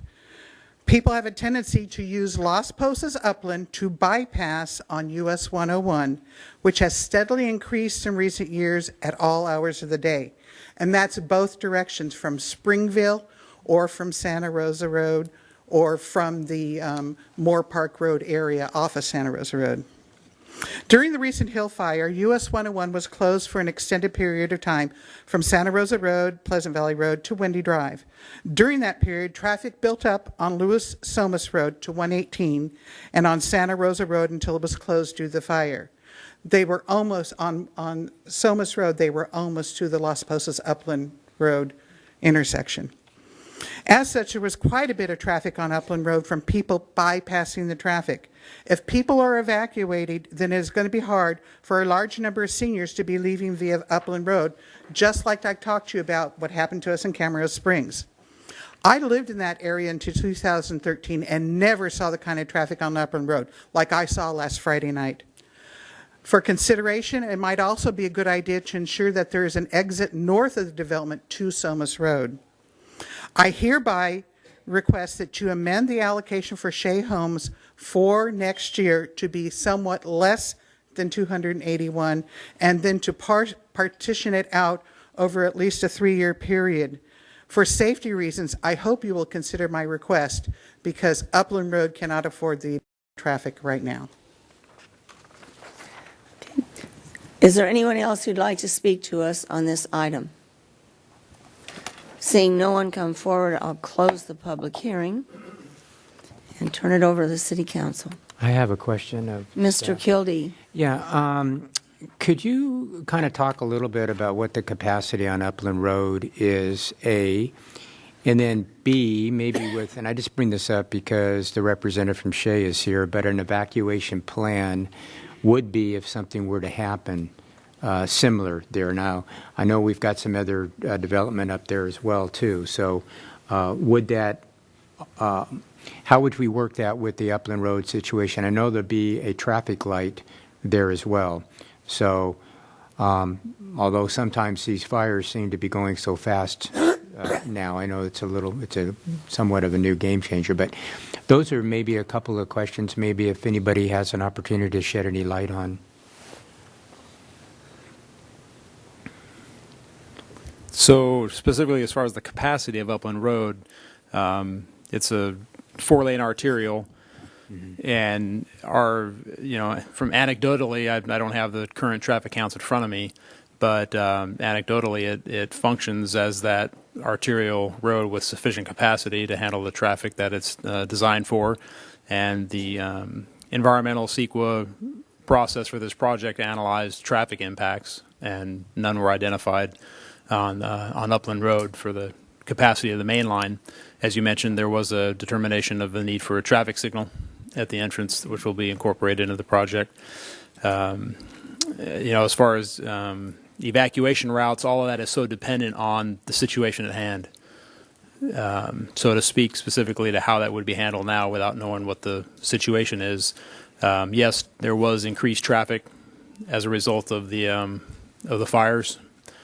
And, that's a enforcement, PD response, controlling intersections, controlling traffic as needed, again, based on the situation at hand. So it's hard to comment specifically to that. Dave, is there any conversations with the railroad visa if there are some situations that we found ourselves in this past week where the communication with the railroads, what their train schedule, are they impacted by this? Do you know? Again, I don't have any real specific information on that other than during times of regional events, all affected agencies are eventually pulled into the situation and the conversation. And I would imagine that if there was an impact to the tracks, either for the safety of the train or the safety of the vehicles on the road, that I would think there could be some communication where that could be accommodated to relieve any issues. Again, so much of it's dependent on the situation as it unfolds. Mm-hmm. Okay. Mrs. McDonald. Can I follow up on that? I can't decide whether my light wants to go out. Maybe that's telling me something. There is an emergency exit on the back of the property, isn't there? Yes. They have access through the back, through the seminary property, so they have 2 points of ingress and egress. And it's a gate that would have to be opened, and then in the case of an emergency, so it's not a normal It's not a normal through access, that's correct. It would be a second way out. It was interesting. That happens to be my part of the world out there. And on Thursday, one of the problems that existed, besides trying to take everyone that normally uses the 101 freeway and put them either going out Santa Rosa Road or the 118, are some of the apps people use. They were sending them that way, and they were sending them out to Upland, but then they were taking them down, and I guess because that was congested, then they started rounding them through all of our neighborhoods. I mean, it was bumper-to-bumper traffic on every street in that area because of that. But it were those apps in people's cars or whatever that were telling them, oh, that's congested, try this route, and pretty soon it's just, and then they're trying to get back up on the Upland. So it was a very interesting experience, hopefully one we never have to have again. I guess you always learn from it, and we learn what we can do better. And obviously getting out there and getting personnel to help keep people calm and moving, I think, is one of the things that, because there were people, I happened to talk to a few of them, they're sitting there, and they were, headed to Thousand Oaks. They were headed here, they were headed there. So they didn't even know where they were, because they were just following what their app was telling them. So it was really quite interesting. Fortunately, they cleared out, and no one was hurt through all of our fire up here. But I guess we learn every time we have it. And how do we improve, and how do we get better about it? And it seems to me that we're having more and more of them. So unfortunately, we're learning more and more. But just a challenging time. Your Honor. Mr. Morgan. Now, on Friday night, I had a chance to go up to Terabella because that's the best place to get a view of what's really going on, and it was unbelievable. The traffic redirected along Santa Rosa Road. She's correct. It was going like 5 miles an hour, maybe, at times. I ended up on Terabella, but when I got through taking some pictures and looking and calling in about what I'm seeing, when I went home, I know what she's talking about, because the traffic in the right-hand lane, not both lanes, the right-hand lane went all the way past the church, Padre Serra. So, of course, I'm not going to go around 118. So I cut into the middle lane and came home. But if it was a very serious situation, that second gated fence, you would have some problems getting out there. And it would need traffic direction, because those that could overload onto Flynn Road, because nobody's on Flynn. But they were going toward Moore Park. It was the only way of getting around. That was, it backed up. But I'd say next time, let's don't say next time, I don't think we'll have another one of these in my lifetime. But if it were to happen, we need to have some direction out there next time, and getting overloaded into the other lane, like Flynn Road, down and come back. Okay, so we do need to talk about traffic as a component of this, but we need to get back to the topic of 2019 development allocation cycle resolution approving award of development allotments. So is there discussion on that specifically? I have a question, if I might. Mr. Kildee. I don't mean to dwell on this, but the individual from Shea, if you wouldn't mind coming up here, I have a question to ask. And I don't mean to put all the premise on the cost. I'm just asking you a question here. If it was somewhat less than the 281 units, would the cost, your cost as the builder, would they rise? In other words, do you have a break-even point with the number of units you need to, make this with your performance, if you will, pencil out? Yes, the project was evaluated off of the entire 281 units, to answer your question. But I also wanted to make the point that if we have the 281 development allotments, we can't build all 281 in 1 year. No. That would never happen. We will phase construct. It's going to be dependent on available labor, market interest, a lot of different factors. I think our schedule is going out to 4 to 5 years to get the project done. So we'd be phasing in the construction over a number of years. We would not be able to sustain building all 281 homes at one time. And if you might be able to just shed a little bit of light, I don't know if this is exactly in your purvey or not, but I'll ask the question. an evacuation plan, of course, is critical all over the city. And I would suggest, obviously, that you have one in place when you do get complete build-out, if not then perhaps earlier than that, too. I'm sure you've thought that through in your other projects. You built a lot of units all over Southern California, from what I understand, so I'm sure you've dealt with these type of issues in the past. Absolutely, and we do look at, access is the primary factor to evaluating a project's feasibility, and we do work closely with the fire department in setting up the access that would be appropriate for whatever the project configuration and size is. Thank you. Appreciate you coming back. Okay, what are the wishes of the council? I'm going to jump in. You want me to jump in? Okay. Points very well brought up by the public here. A little bit of history here. I did vote to refer this for more study on this. And a lot of people, in some of the questioning that I brought forward, a lot of people have approached me about, look, I'd really like to have a single family unit, not a two-story, but a single story. A matter of fact, I bought a single-story house simply because I'm very absent-minded, and I knew if I had a two-story, I'd be going up and down the stairs trying to find my car keys. So there's been a big demand for this type of housing. Now, why is that important? Now, there's a couple of things that we can discuss here about why that's important. First of all, there's a lot of senior citizens, as we all know, in Camarillo, and a lot of them are what they call overhoused, which means that they have very large houses and there's only two of them living there, in some cases one, and they like to stay in the area because their family and friends are still here. They like to stay in the area. However, they can't really move because they don't really have a single-story house available to them or one that wants to downsize. They really are interested in downsizing right now. This would allow them to do that, and what's an added benefit to that potentially is that younger families with younger people that are married or not, that have families, may have an opportunity to move into a larger house, which is what they're looking for here, that isn't always available in the city here too.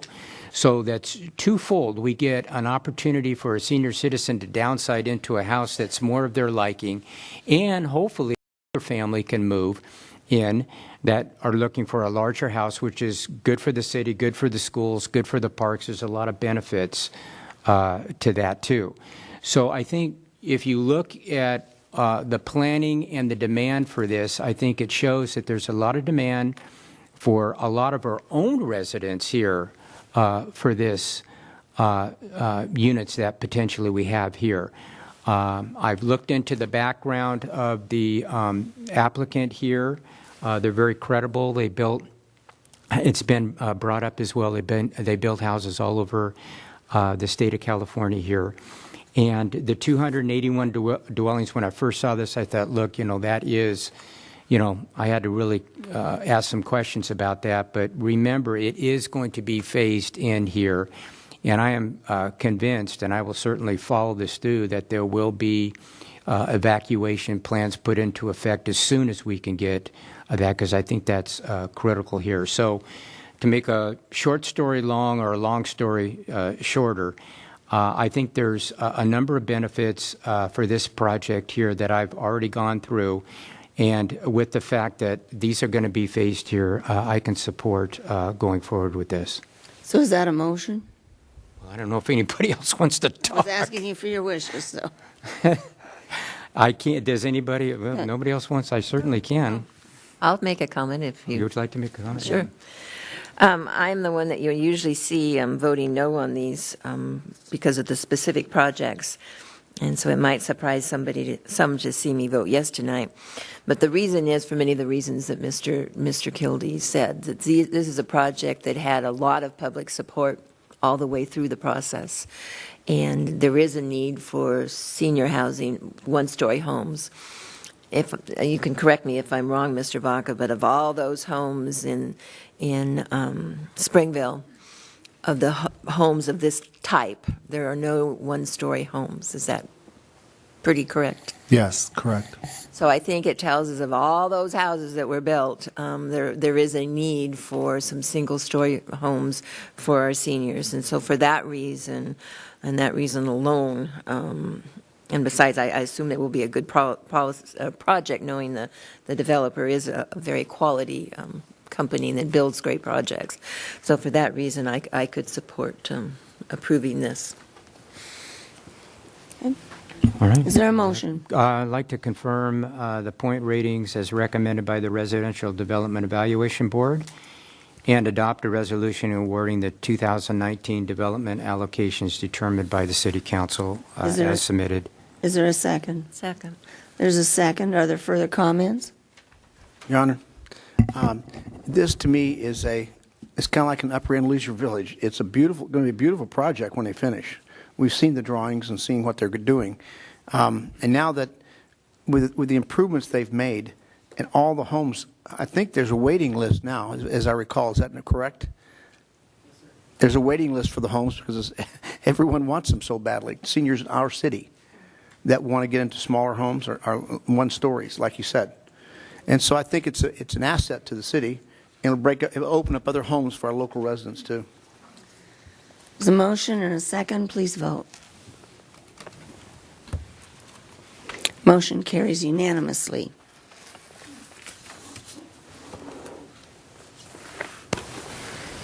Next, under departmental items, item A, the California Voting Rights Act. Could we have a staff report, please? Yes, we do. Mr. Petropoulos, you have the...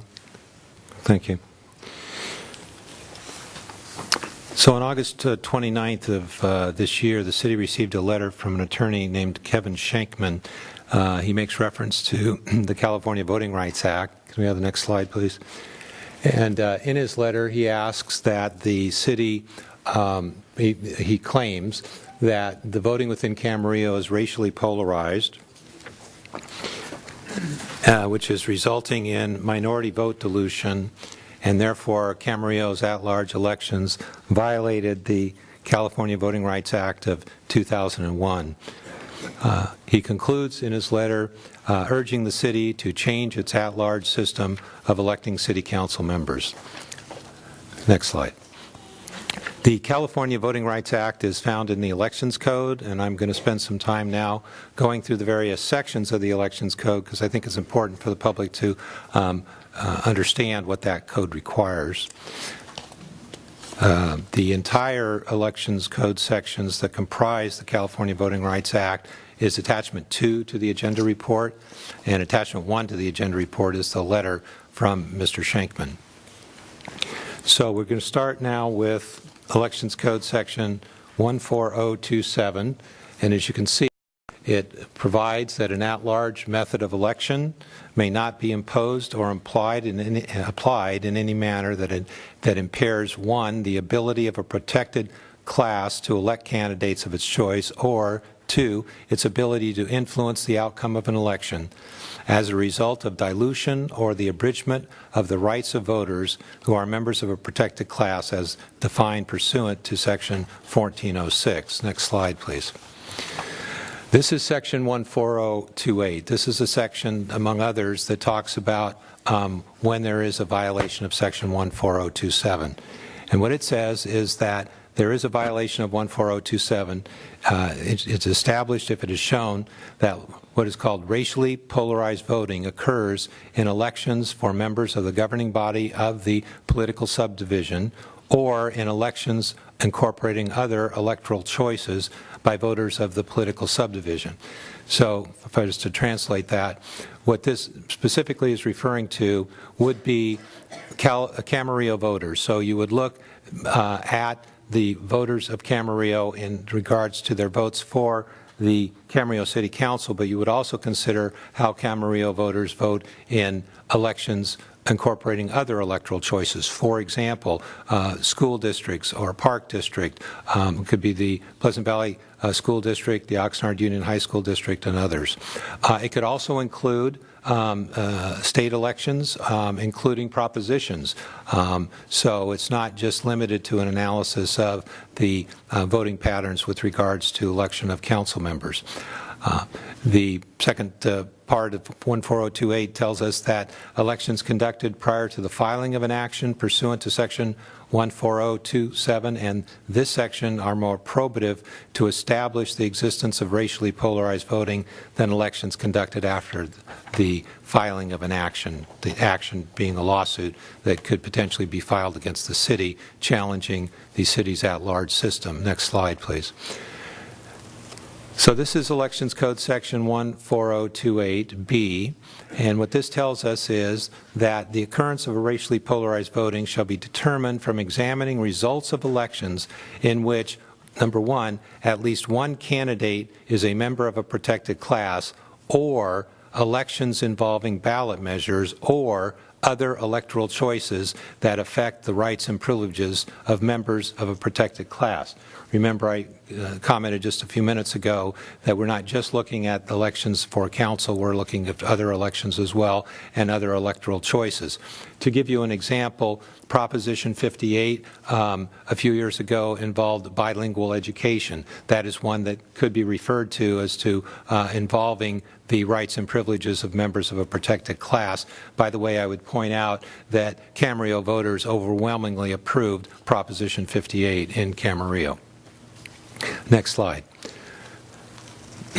This is a continuation of Section 14028B. As you can see, this section is such a long section we couldn't even fit it on one slide, so that's the reason I've had to divide it into additional slides.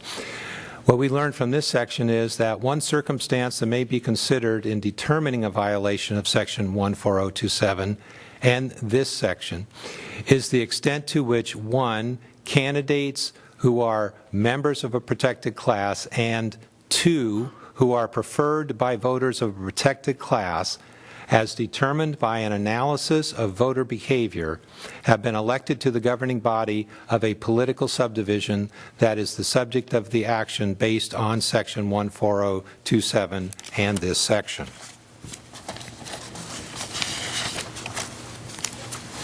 So what this involves then is an examination of the results of the election, determine who won the election, who lost the election. Then an analysis would include determining, if you can, who the preferred candidate was for particular voters, and then finally whether that preferred candidate was elected or not. So that is what is referred to in respect to the analysis of the voting behavior. Next slide. As you can see, Section 14028B is quite lengthy. This section refers to multi-state at-large election districts where the number of candidates who are members of protected class is fewer than the number of seats available. Next slide. So that finishes 14028B. Now we're moving on to 14028C.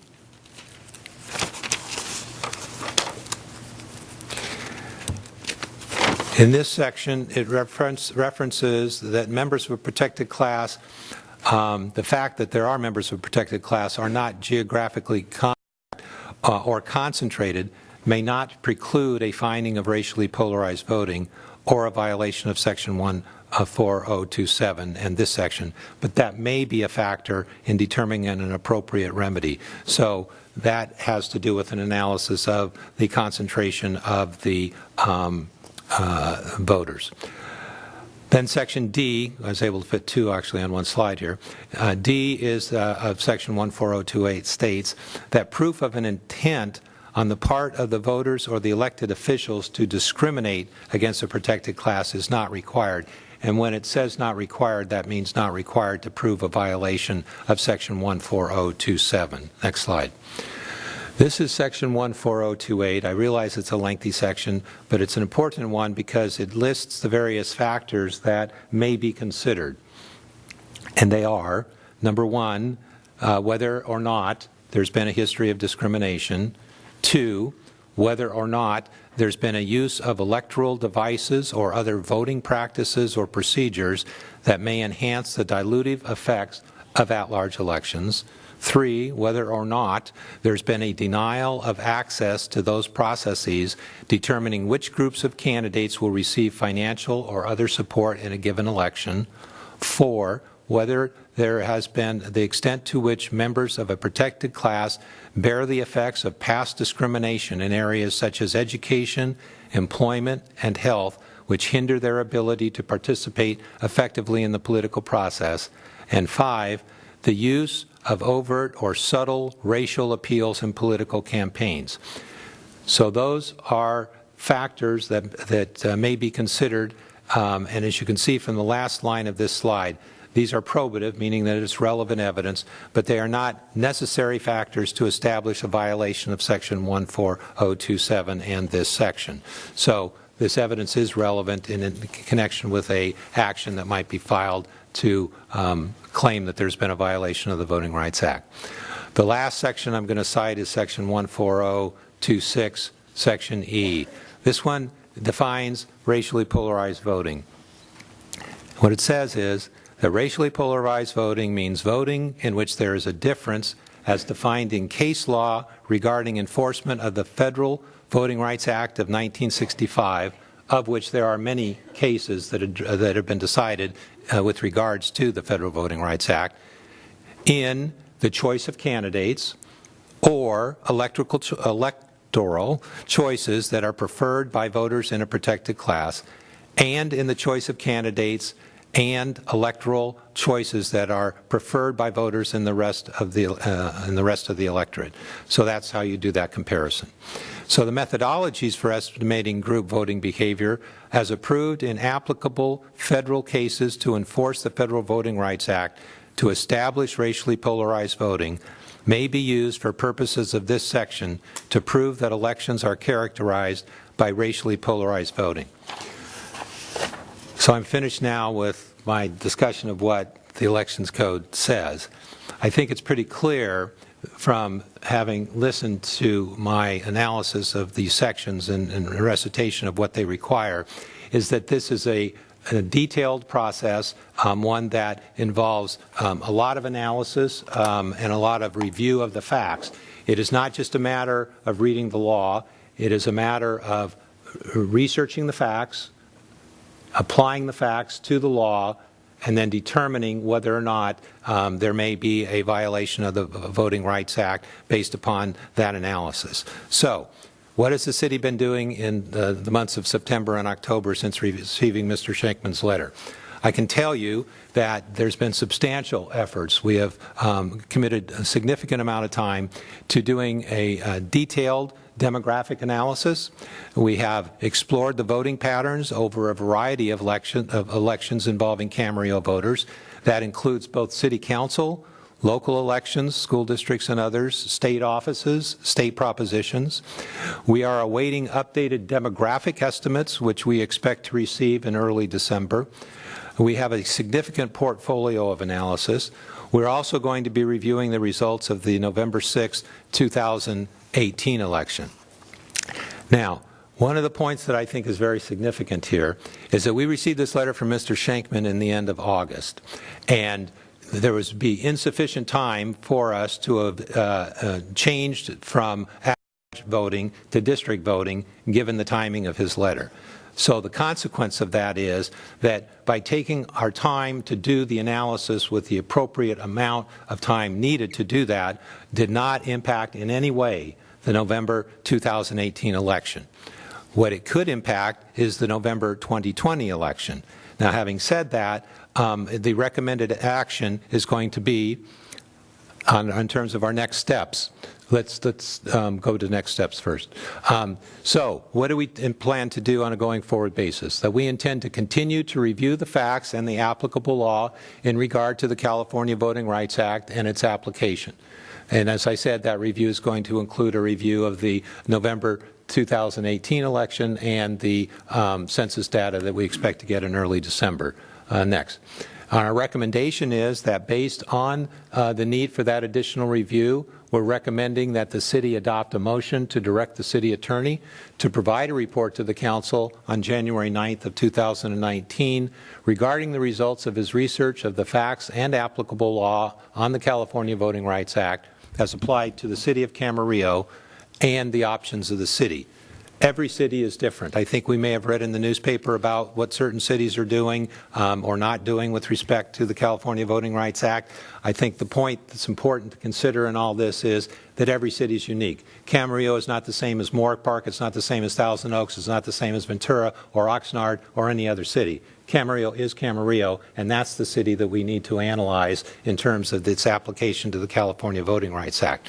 So as I started to allude to previously, we are not trying to rush to a judgment here. In fact, what we are doing is taking the time that's necessary to do this analysis, because the first election that would be impacted would be the November 2020 election. So according to this timeline, in January of next year, if you make your decision and whatever your direction might be, and if the direction is to change to districts, then there would be a process that would be proceeded under the Elections Code to do that, which would take a few months. Most likely by June or July we would have that put together, and that would be in June or July of 2019, which would be plenty of time for the 2020 election.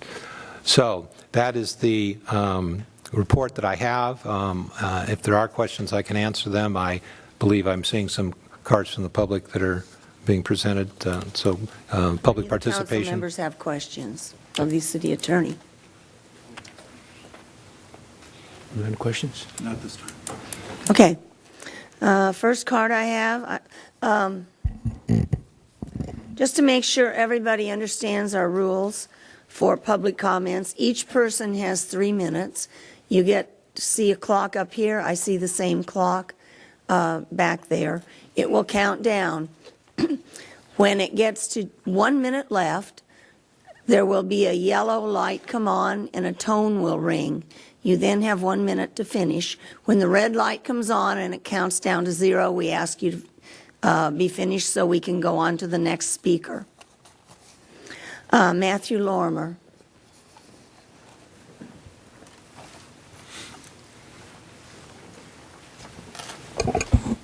I do have a couple things to say. This is going to be a very important issue that's going to hit the city. I believe we're hitting holiday time. I think it should be moved to February. I also think it needs to be posted, a big ad in the Acorn, the Star, Camarillo Concerns, Camarillo Spotlight. This is going to be a huge issue, and it should be thoroughly told to the public. You know, this happened August 29, 2018. I've had a recurring theme over the years since I've been at the city council. It seems like there's information that comes through and the public is never told about it. Now, we're not asking for a decision or the information, but I think we need a little more full transparency at City of Camarillo. I keep saying it. You know, in the back of this, you have pending litigation, 2 lawsuits. I mean, I'd like to know how many times the city's been sued. I think the public should have that report. I think transparency is very lacking at the city. This should have been told to the public. I mean, you didn't have to have a decision, Mr. Perrick, but again, you need an information officer, maybe like Thousand Oaks, where everything is released to the public. And that doesn't mean you're going to make a decision. That doesn't mean you're going to provide information, but you need to do that. Another thing I want to talk about, you know, during this election, you know, I sit in front of stores for Measure M. I heard from down there at the farmer's market, Tony was there. And, you know, I heard a recurring theme. If you're in the house, you don't get to vote. You get to spend money here at the grocery store. You get to do your banking here. You get to buy your clothes here. Your friends are here. But you don't get to vote. Now, I've heard, well, they don't have sidewalks. They don't have lights. You know something? If you carry the last name Camarillo on your letterhead, you should be able to vote. I'm really, you know, for the last few years, I've heard that. They feel like they're disfranchised. There's a group of people who spend their money, and I really think the people who live in the Heights who carry the last name Camarillo, and if you're at the university, you should have the right to vote. in the city of Camarillo, and I think this should be addressed. I've heard a lot of rhetoric over the years, but I think it needs to be discussion. You're right. This is a very serious matter. I think a lot of people want to know, and I'm going to tell you, I think you should push this off to February. You got a new city council members coming on board. I think it's holiday time. I think it's way, way too early to have it in January. I think we should do is move this to February and give more time so we have not only the city attorney, but we need other people who've been involved with this. And I disagree. Camarillo may be unique, but the city of Moore Park, I think we should hear from maybe some representatives that have been sued, not sued. Let's hear from everybody. Let's have a wide perspective. Thank you very much. Okay. Barbara Williams.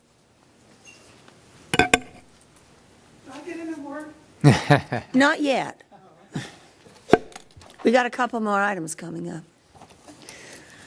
For my comments, Latino refers to both Latinos and Latinas. I am concerned that a letter regarding districting was received in August and was withheld until after the election.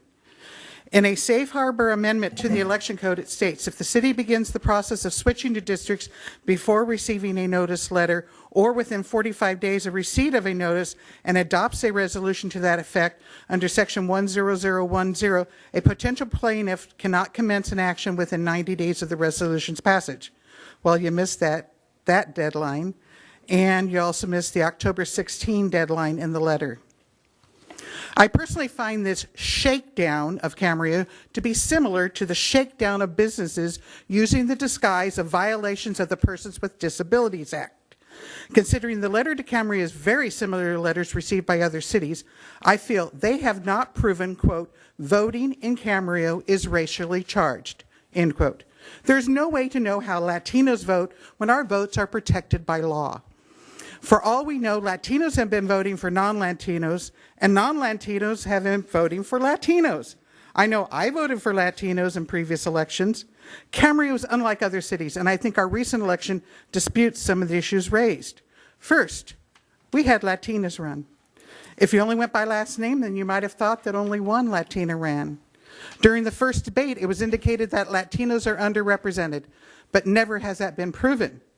Each and every citizen has the ability to speak before the city council to ensure their interests are represented and decisions made, just like I did on the Berry Street project tonight. So how can they claim that, quote, the paucity of Latino candidates to seek election to the Camarillo City Council also reveals vote dilution? Or how can they prove that previous council members maybe were part Latino and that we just didn't know? Could it be that Latinos have different priorities and just choose not to run? Our ladies prove that there's nothing inhibiting Latinos from running. And even if we had districts, Latinos might not run or get elected. Second, 2 of the incumbents were not reelected. Therefore, the whole argument on incumbents being an issue goes away. The letter threatens the city without providing substantiated proof that the city violated the act. As compared to the Federal Voting Rights Act version, the CVRA has such a low threshold for proving violation, it forces cities like Camarillo to implement districts regardless of whether we want it or not because of the high cost of litigation. Therefore, I feel the city of Camarillo should challenge the CVRA as forcing cities to go to districting because of unreasonably lower thresholds than the federal version and allowing the Southwest Voter Registration Education Project to utilize an illegal loophole to shake down Camarillo. Bottom line, go with Fort Bragg and Santa Monica and fight it. Thank you. Jessica Romero.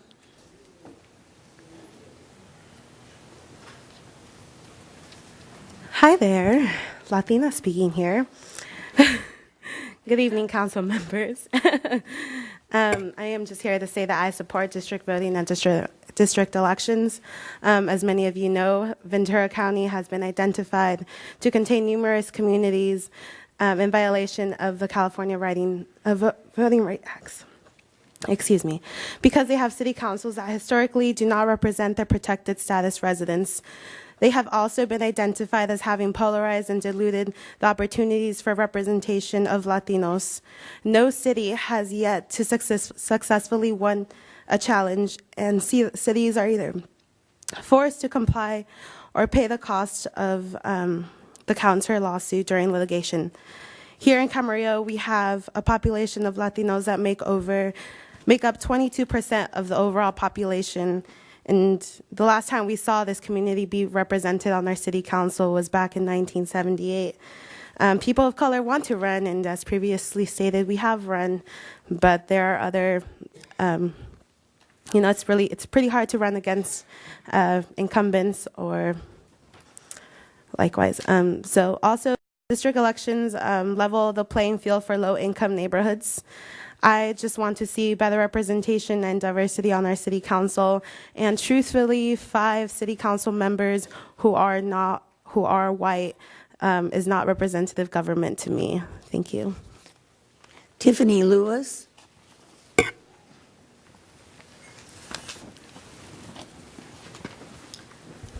Good evening, Tiffany Lewis. Okay, my time has started. I just want to provide a little bit of information. I do greatly look forward to seeing the reports that come out of the statistics and all of the different voting outcomes of the people of our city, because each city is individual. I look to Ventura. The city of Ventura recently had its first district elections, and it was very successful for their people of color in their community. They have the most diverse city council that they've ever had. Now, again, that's Ventura City. It's not Camarillo. They do have significantly more in their community than us, approximately 50,000 more citizens than the city of Camarillo. So not apples to apples per se, but we can see in our own community that districting is not necessarily a bad thing. I know a lot of people have feelings about it one way or another, but the statistics will show us a lot of information. And then also, I hope we're listening to the people in our communities. Obviously, we just had an election. I was out on the streets talking to a lot of people in our community, and I did hear the interest for districting. I was watching the presentation, and I did jot down a note about the Elections Code section 14028, section E4, which refers to the cost of running in an election. The cost of running Camarillo this last election was $1,000. It was $50 for the filing fee and $950 for the candidate statement, which I have heard many people say, if you can't put a candidate statement out, why even run? So I consider that as something you need to do. So it's $1,000, which is very costly for a lot of families here in Camarillo. And we do have people in our community who are very willing and capable and have a lovely background that could support our communities, but do not necessarily have $1,000 right off the bat to run for city council. So that interested me right there. So I think that's something that we should look into, and in the least. I know that Ventura, again, is not like us, but I do hope that we can learn something from them. Moore Park also recently went into districting. They made that decision in October, and we're seeing this in Santa Monica. Obviously, again, a different community, but they are approximately 9 square miles, and we're 8 square miles, we're 9. So our size is about the same, and our populations are about the same. So again, not apples to apples, but something somewhat comparable for us to look to and see what it may work for them. Thank you. I just have a question for you. Did you say there was a filing fee to run for city council? Yes, there is a filing fee. It's $50, and then it costs $950 for a candidate statement. The candidate statement I understand, but I didn't realize there was a filing fee. Correct. Is that true, Jeffrey? Yes, there is. There is no filing fee, but I believe what she's referring to is the fee that they had to pay the Secretary of State to form the committee. And that's right. And the people who didn't form committees didn't have to pay the Secretary of State. But that's not really a filing fee. Yeah, I just wanted to make sure people understood, because for some offices there is a filing fee, but in Camarillo we don't have a filing fee. Thank you for that clarification. Yeah. I'm assuming people still feel compelled to pay that $50. So yeah, that's a state fee. they still have to pay it. They still have to pay it. I understand that. Okay, the next one is Martha Martinez. I believe it's Bravo.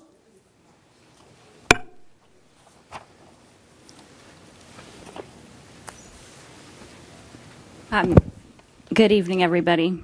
I hope that you and your loved ones are all safe from all the tragedies that have been going on. I know it has been a hard past week, and as a parent, I can also tell you that has been difficult. I think just having the kids at home has been quite a challenge. You know, if you know me, I think you know that I am a very huge proponent of any data or any research. So I am definitely looking forward to hearing the stats on that. But I guess I just wanted to give my perspective. As you may know, I have a master's and a doctorate in clinical psychology, and there tend to be a huge discussion around race and racism, systemic racism, institutionalized racism, what that is and what it's not. And from what I understand as I'm hearing this, and you know, I'm fairly new to the districting part, is that really this is an attempt to find equity among marginalized groups, to look at how systemically racism exists and what we can do to combat that. And while we may not all agree as to the pathways on how to get there, I think, and I'm hoping that most of you agree that systemic racism or institutionalized racism is an issue. So, you know, when we look at dominant and subordinate groups, dominant groups, we're talking about a differential in terms of power, not in terms of number. Many times I hear, oh, Latinos are not minorities because there's a lot of them. Well, that's not how it works. It's really about power differential, socio-political power. And so ethnic minorities here in Camarillo are a marginalized group. Just because they're living here in Camarillo, it doesn't make them exempt. And so really, when you look at a dominant group, many times it's very difficult for people who are in the dominant group to understand what it's like to be in the subordinate group. And this is in terms of privilege, in terms of power.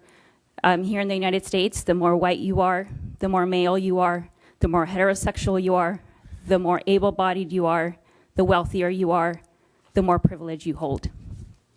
And when you're in the subordinate group, it's typically, you know, people in the subordinate groups will be able to give you their worldview on what life is like on that end.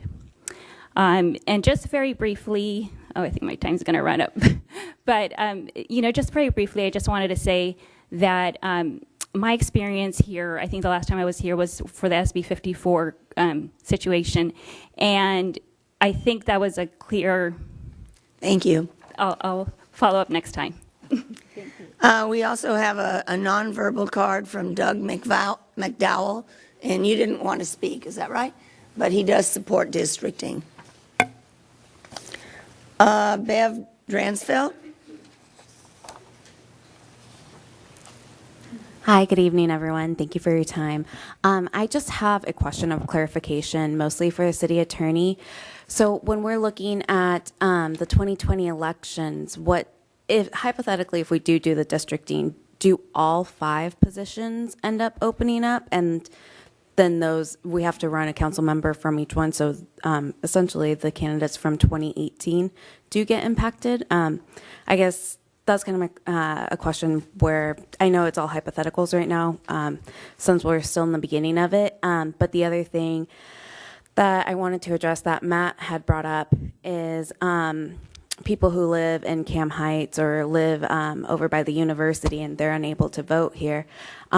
With that in consideration, that would I'm assuming this would require an annexation, which would also have to be voted on by SOAR, from my understanding, or through some of that, because no annexations could be made unless voted on by the public. So how that ends up delaying our voting process as well. And I don't know how that plays into all of this. But I know these are all hypotheticals. What Barb brought up are a lot of hypotheticals. So really, it has been proven that there is underrepresentation when it comes to the Latinx community, and there just hasn't been enough there. And yes, Jessica and I ran, and we both had difficulty coming up with the $950.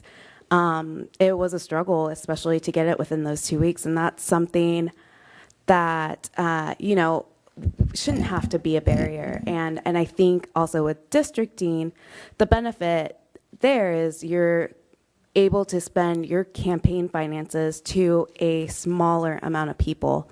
So you're not trying to hit the entire city where mailers cost so much if you're trying to reach out to each voter, up to $40,000 if you're mailing one mailer to everyone. And that's just one time, and people send them out multiple times.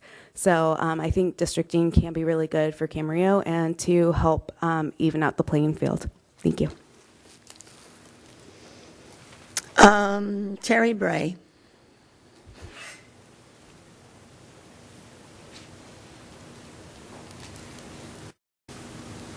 All right, I'm going to just kind of put this straightforward.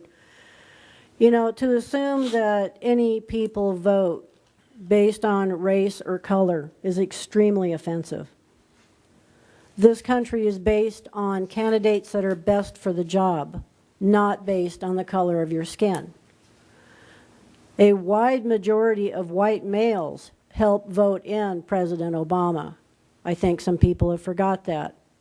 The city of Bell, predominantly Latino, had a predominantly Latino city council who financially raped that city and were thrown out of that city. Excuse me, Ms. Bray. Ms. Bray, you need to address your comments to the council. I am addressing it to the council. No, but you're not. also to the public. Well, you're not doing that. You turn your head and looking at the people behind I'm you. sorry I turned my head, but this is a really touchy issue, that representation of people in a public office should not be based on your racial ethnicity of your competency to represent the people at large. And to think that districting is going to make that any different, it will not. Everyone has an equal opportunity to run for a position. And if it's a financial issue, friends, family, or businesses that believe in you will back you.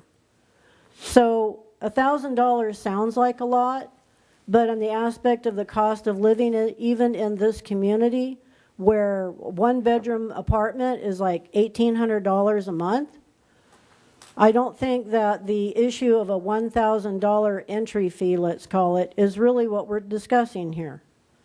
We're discussing who shows up, why they show up, what they're representing, what the people want, not a particular ethnic group. I have personally, and my family, I was raised this way, to vote for the best candidate for the job because we're looking at a long-term investment of representing what the majority of people want and need in this city, in this county, in this state, and in this country. And to hear it segregated, such as what I've heard earlier, to me proliferates the perception of racism. It's supposed to be an all-inclusive process for everybody to have a chance. And if you're running up against obstacles because of your race, because of a disability or such, it's up to you and your supporters to work with that, work around that, and earn those votes from the people that now trust you, not based on what you look like or what your background is. All of it goes into a big melting pot of who you are as a candidate. And that's how I vote, and that's how I believe the majority of people vote. Thank you. Thank you. Is there anybody else who'd like to speak to us on this issue? Seeing nobody come forward, I'm going to answer one thing. We have tried 3 times since I've been on the city council to get the people in the Heights and the estates to be annexed. It's a vote of them. If it's already developed area, it isn't part of the SOAR thing. It's a different process. The ones you talk to might have wanted to come in, But by and large, in the majority, they absolutely do not want to be in the city. At least they've told us that by their vote. I'm going to ask the city attorney to answer at least one other question, and that is, we have people on 2 voting cycles, 3 people 1 year, 2 people 2 years later. How will that be worked in? How does it start? I believe people wanted to know that. Yeah, that was exactly the question that I wanted to address. The answer is it will depend upon what the decision of the council is on January 9th. If your decision is to proceed to districts, there would be something that would be adopted called a resolution of intent to proceed to districts, and that would set forth a process. And that process would then analyze the districts, how the cycles would work. There's various options that are available. For example, you could change to 5 districts, or you could change to 4 districts with a mayor being elected citywide. We would have to analyze the cycles as well to determine how that is all going to fit together. So what would be contemplated is that between the January 9th date, when we'll be coming back to you with the report and seeking your direction on how to proceed, that for the next several months, and we're not going to, again, rush this just because of some safe harbor provision, we want to get it right, and to get it right, you need to take the time it takes to do it right. So that's why we've taken the time to do it. I know some other cities have acted very quickly. That was their choice, why they chose those paths. That's up to them. But in Camarillo, we've chosen to give this the time that it deserves, because it's a very important decision for the city as to whether to change the election system that's been in effect since this city was incorporated in 1964. So the shorter answer to your question would be, we will find out about how cycles will be impacted during the period of January till July, when we do the analysis as to what would be the appropriate district. And I also want to mention to the public, as I maybe should have mentioned earlier, that if the city does decide to go to districts, that there would be a substantial participation by the public in this process. There would be many public hearings and an opportunity for input as to if the council elects to proceed to districts, as to how those districts would be formulated, how the cycles would be impacted, whether it be a 4-1 process with the districts or 5 districts. All of that would be substantially discussed in depth with the proper amount of analysis that it deserves. Okay. Might have answered your question, might not have answered your question, but the answer is right now we don't know, I think. Are there, yes, she spoke. Is there anybody else who would like to speak? I don't have any more cards. Okay, we're going to go on to council deliberation, council discussion, motion. What are the wishes of the council? Can we go to the suggested action slide, which is the next one? This is the recommendation up there. There we go. Is there a motion? Your Honor, I move that we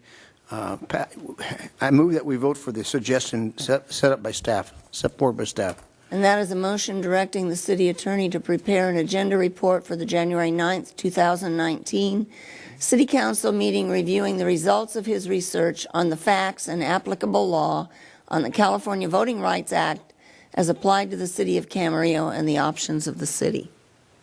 Is there a second? I'll second it with a comment. Okay. I do think we need to get this right. It's cumbersome to delineate all of the facts that need to be taken into consideration with this. So the January 9th meeting, I think, hopefully will give us enough time to gather as much data, because we need to get as much empirical data together as we can to make the right decision. Okay, there's a motion and a second. Please vote. Motion passes unanimously. Next item on the agenda is a request to submit a modification to a council-approved referral Springville-specific plan. Could we have the staff report, please? Yes, thank you, Mayor Craven.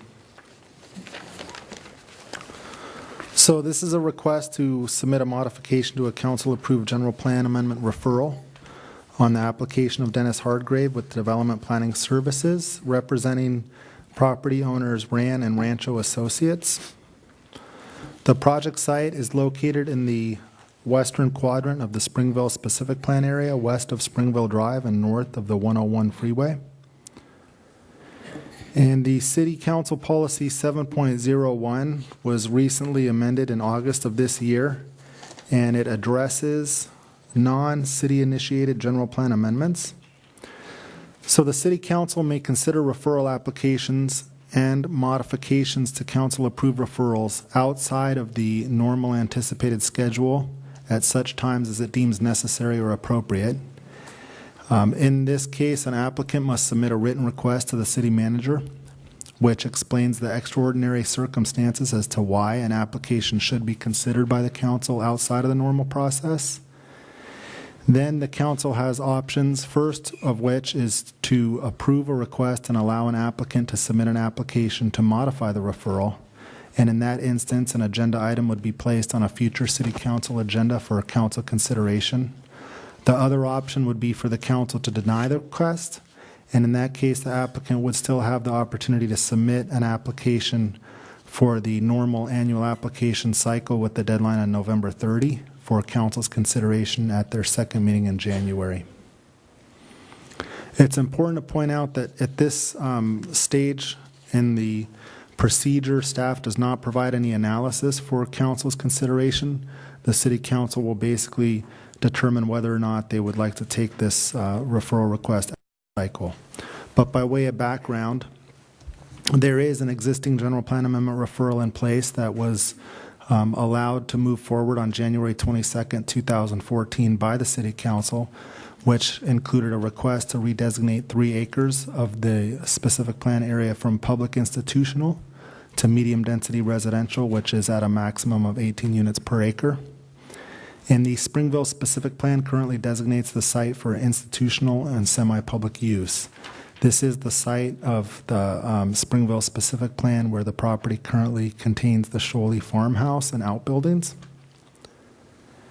And the applicant's request is to submit the modification for the referral, and they would like to move the location of the currently designated 5-acre neighborhood park site from the westerly edge of the Springville Specific Plan area to the northwest corner of Springville Drive and the US 101. The remaining approximately 21.5 acres in the specific plan area west of the proposed park site is proposed to be redesignated to low-medium density residential, which would be a reduction in overall density. In this density range is a maximum of 10 units per acre. And the proposed land use designations would replace the current designations on approximately half of the site, which is medium density residential over 7 acres and public institutional on 3. So as I indicated previously, the City Council at this point has a decision to make in regards to the procedure, where the first option is to approve the request to submit a modification to the council-approved referral for consideration at a future City Council meeting, or deny the request to submit the modification to the council-approved referral outside of the normal referral schedule. I'm available for questions, and then Mr. Hardgrave does have a presentation that he'd like to present to the City Council in regards to this request. Are there questions of Mr. Vaca? Mrs. McDonald? The thing I'm a little confused about is, aren't our normal cycle, wouldn't the request be due on November the 30th? Yes. So why don't we wait till November the 30th? That's something I think the applicant could answer. And I'm just going to make a statement here, but I think this was my fear when we talked about this policy. We're now open for business, so I hope you address the fact that why you couldn't wait, 2 weeks. So, sorry. I guess that was a question. Okay, well, when he gets up. We'll have him up in a little bit, but are there any other questions of Mr. Vaca? Tony? Mr. Vaca, do you have a map of this site you can put up on screen?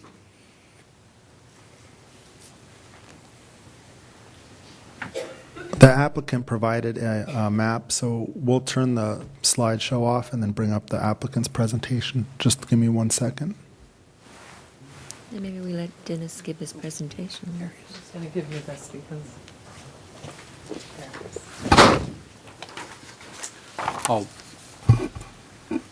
I won't make you multitask, Mr. Vaca. I'll hang on for a second before I ask my questions.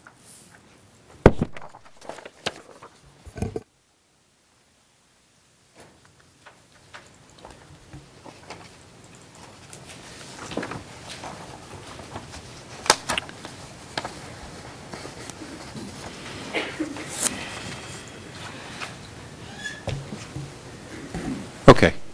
Well. There it is. There it goes. Okay. All right. So, Mr. Vaca, could you just orient us relative to this map in relation to the Springville interchange? Yes, this is the Springville interchange. This is Springville Drive right here. Okay. So we have, I'll just refer to it as the, for purposes of a question, the East Springville side and the West Springville side for purposes of convenience. Can you just outline? Correct. So this is all to the east of Springville Drive. This is the Amley Apartments at the eastern end of the Springville specific plan. And then going through Ponderosa Drive to the north, and then this is Springville Drive, and then this is the 101 freeway along the south. And it's fair to say that what you just outlined on the West Springville side is all, I'm sorry, you're right. That is east of the interchange is under construction, correct? Yes. And what we're talking about here in terms of the request from the developer is everything on the west side of the interchange, right? Correct. Can you give us, can you describe for us briefly the history of this Springville West, I'll just say portion of the property in terms of the development process? Yes. And the prior actions of the City Council, which were a number of years ago, as I understand it. So this image demonstrates the approved Springville specific plan and the various densities that exist in that specific plan for the entire planning area, which is broken up into several neighborhoods. And everything to the east of Springville Drive originally was subdivided under a tract map that created master lots. And then subsequent to that, developers came in and subdivided properties into townhomes and or single-family neighborhoods. So on the western portion of the Springville specific plan, there's a tentative tract map that has generally created these master lots. And since that time, there's been a general plan amendment referral that was approved by the council in 2014 to change this institutional property to be compatible and consistent with the medium density property to the immediate west.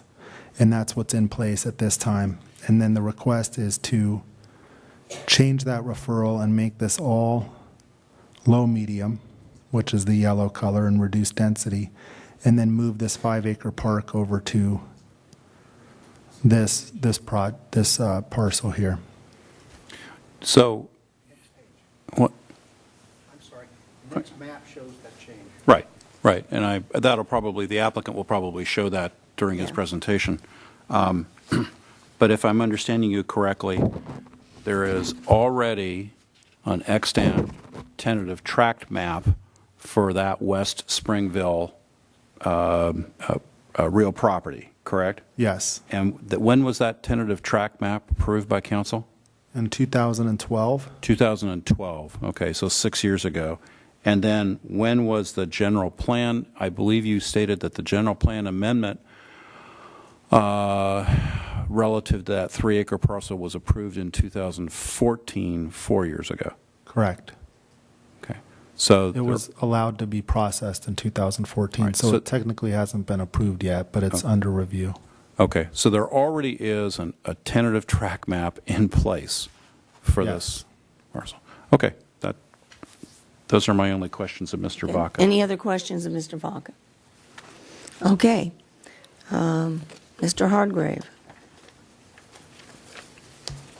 Good evening, Mayor Craven, members of the City Council. Dennis Hardgrave representing Ran and Rancho. And this may take more than 3 minutes, I'm certain, and we'll probably have a series of questions. And it looks like the shot clock's off, so there you go.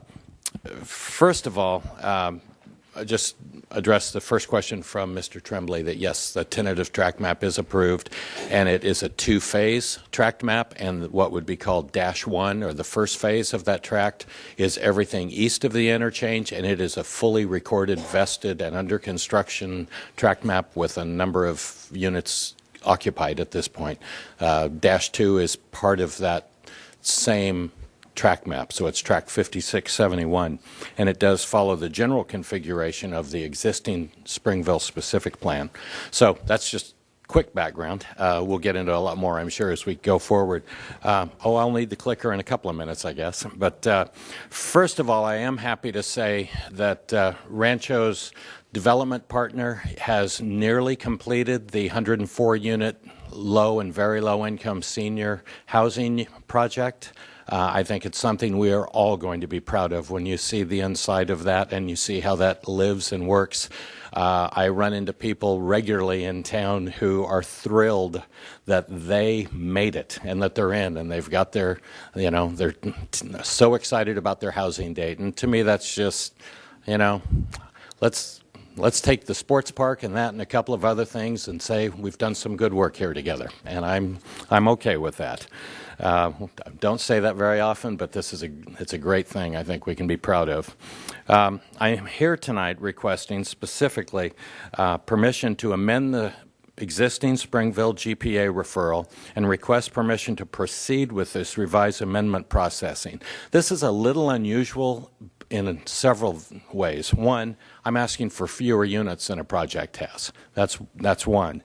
Two, it's also a little different in that our policies and processes as they're written, I say ours as a resident of Camarillo and having worked with our processes for years, are different than many other cities. That many places, when we're in the midst of doing a general plan amendment, in the process, you do come back sometimes with alternatives within those projects, you know, much like any CEQA project that has alternatives.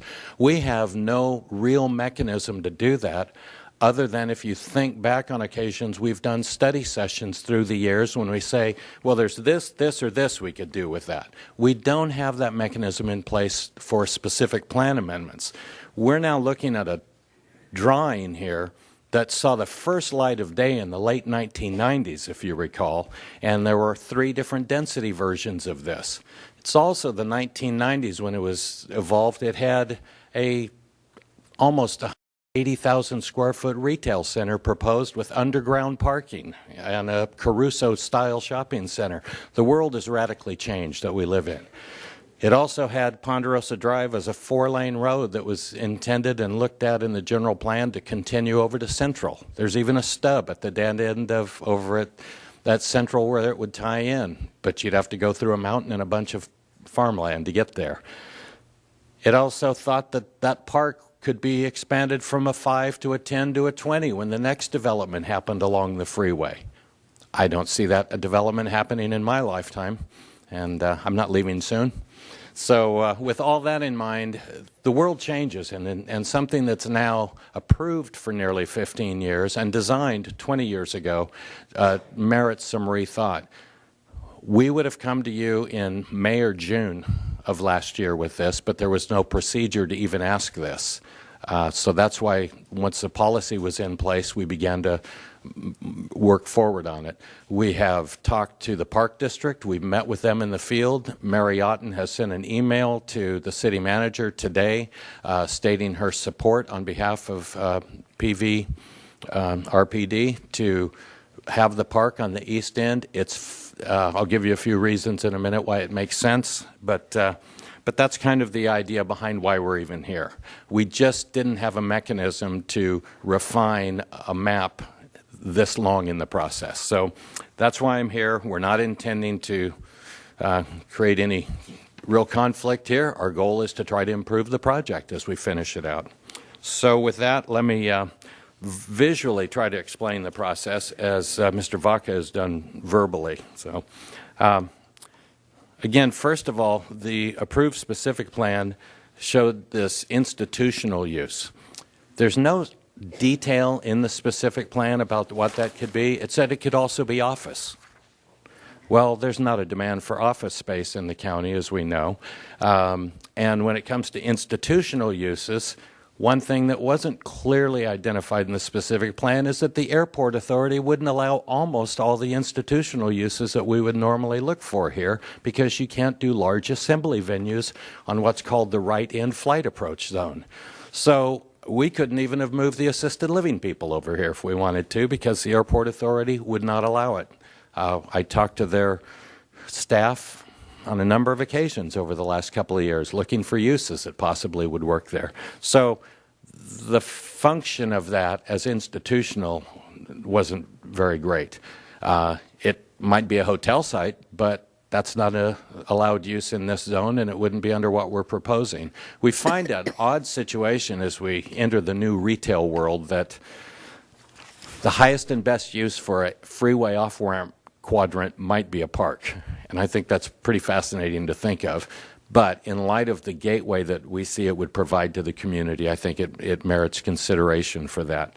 So here's the approved specific plan. I'll move ahead then to what you have in your brochure that I gave you.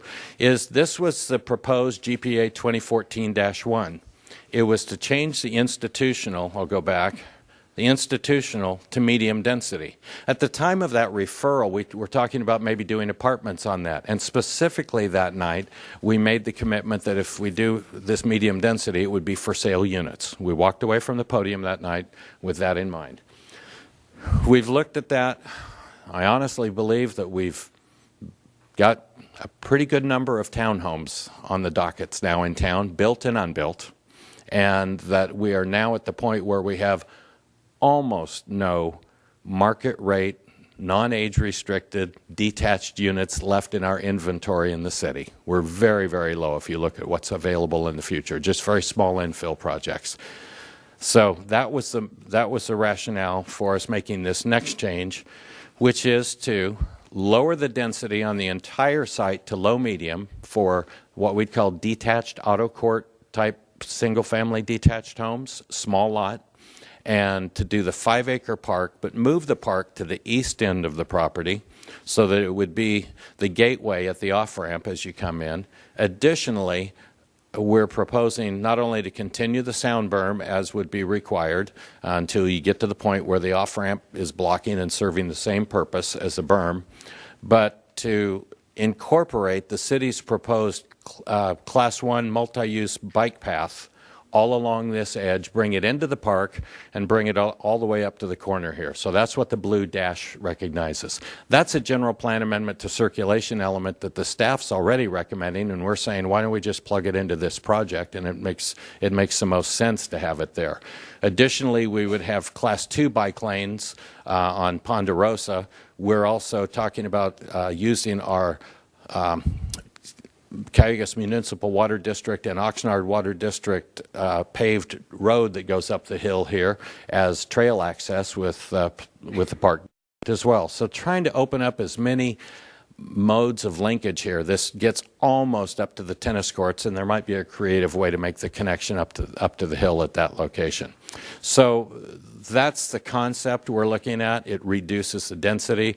We would also, with a double windrow, first a single one we have and adding a second one, we would meet the ag commissioners with double windrow, 150-foot minimum setback to structures by doing that.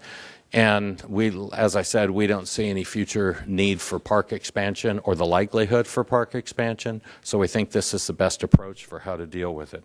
So that's the overview of what we're looking at. And I did give you some bullet points as well. And I would just like to cover those. And I'll go ahead and leave this slide up here for this. That this park does provide a strong visual gateway to the community at Springville.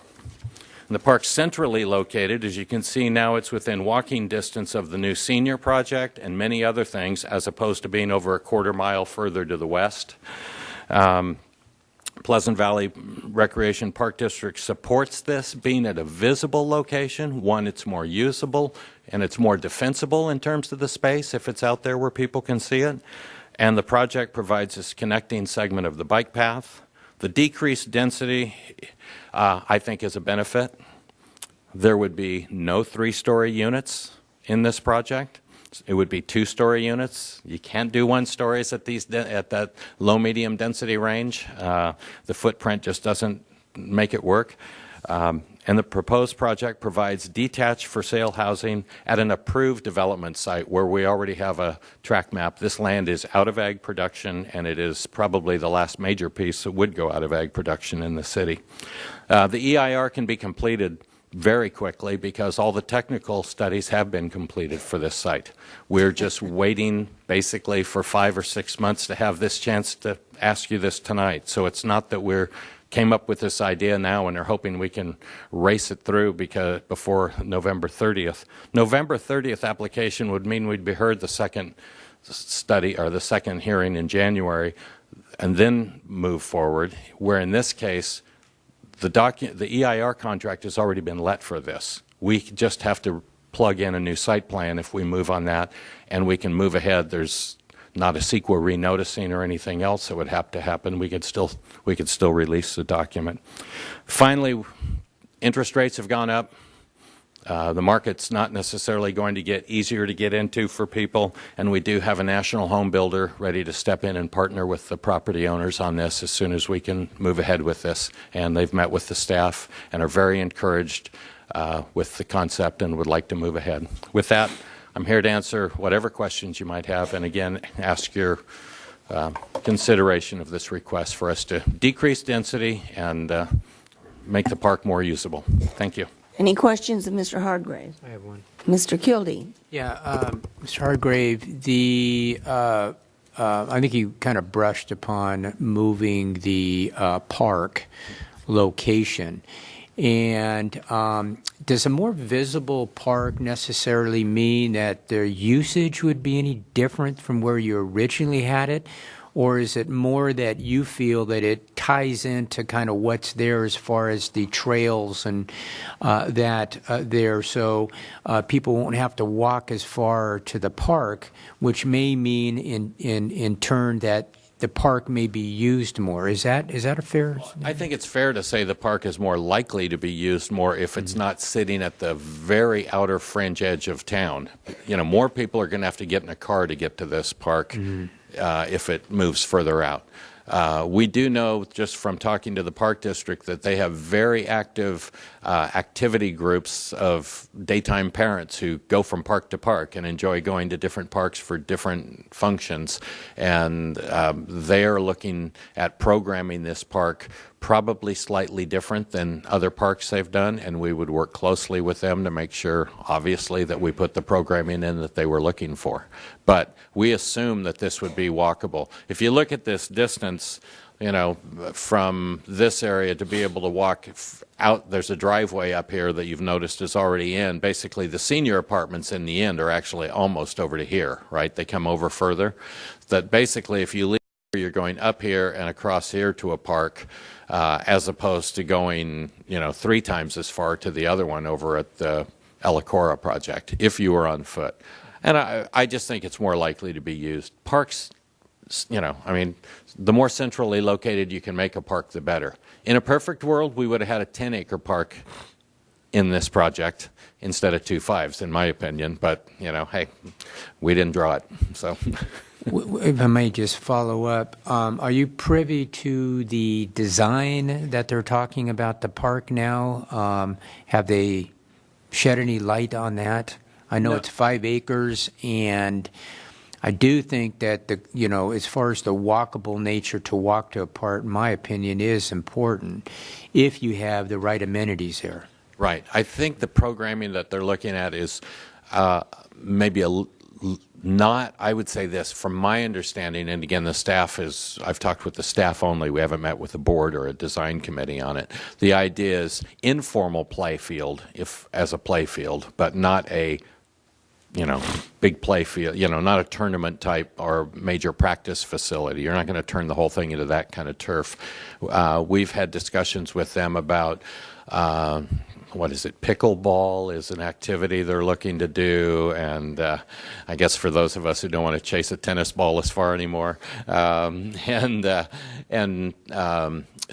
few more picnic shelter kind of covers, some, you know, at least some kind of shade areas and stuff that people could do things, but not not a couple of softball fields or anything like that. That's not the program. More, walking trail, maybe exercise paths, par stations, some of that kind of stuff.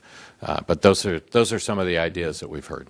So it'll be a park that will be used. It won't be a passive park then. Yeah, no, it's not intended to be a garden or something like that. It's intended to get run around play. I would say my own visual personal experience at Village at the Park, it's amazing that we have about a little less than an acre of grass in one location, at that Central Park in there. And there are kids running that thing all day, every day, and it's an acre of gently rolling. You can play catch on it, but you can't play a enjoyable soccer game, and that's kind of the intent. They wanted to put that somewhere else, but I find having those kind of play areas really activates it, and large tot lots as well. And explain to me again why you want us to hear it tonight as opposed to waiting. Well, we've waited 6 months, quite honestly. This idea has been something that we were ready to move forward with, but in working with staff, there was no vehicle to move forward with it. I could have asked for a study session, and I don't think anybody would have wanted to do a study session over the last 4 to 5 months, quite likely. And that didn't seem to be in the cards. And so when the policy finally came, I knew the policy was coming because you talked about it for several months before August. So we were anticipating that would come through, and that's why now, because really we could turn the consultant loose immediately to finish his CEQA document, because we have all of his geotechnical, we have all of his soils, we have all of his other technical studies in place. Thank you. Mr. Tremblay.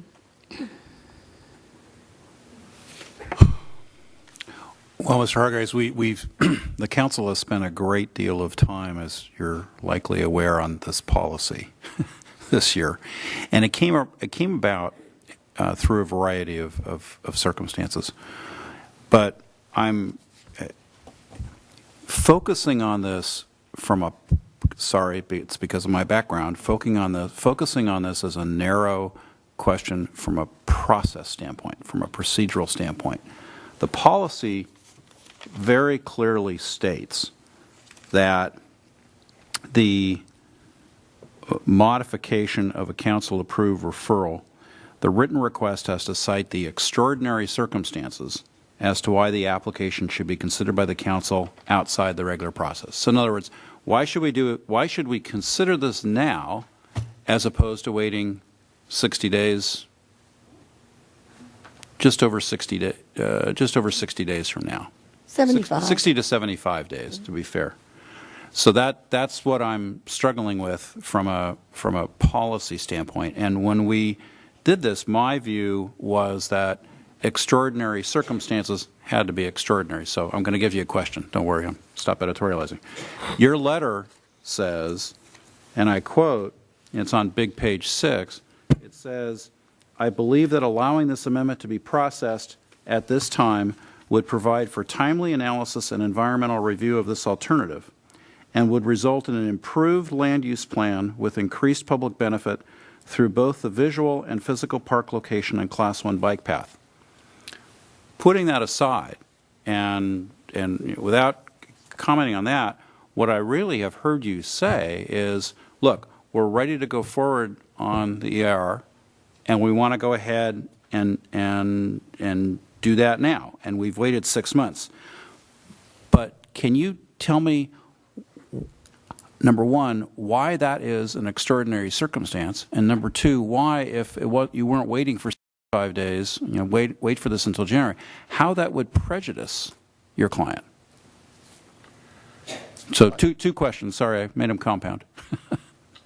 I would say that from the perspective that we've been waiting quite some time for policy, and that we didn't have a procedure, I think we've been, I don't mean to say this in the wrong context, but we've been harmed to some degree in that all we could do if we wanted to process our project the way this project is laid out would be, well, let's just go ahead and move ahead with the medium density project and go with it. You know, we're told on one hand by the council, make progress on your GPAs, right? Because we're going to do a triennial review, and if you haven't made progress, we can withdraw them. Well, we're at a point where we've basically spent, you know, half a year already waiting to get to this point, you know, to have this discussion. And so we've made no progress. We can do nothing.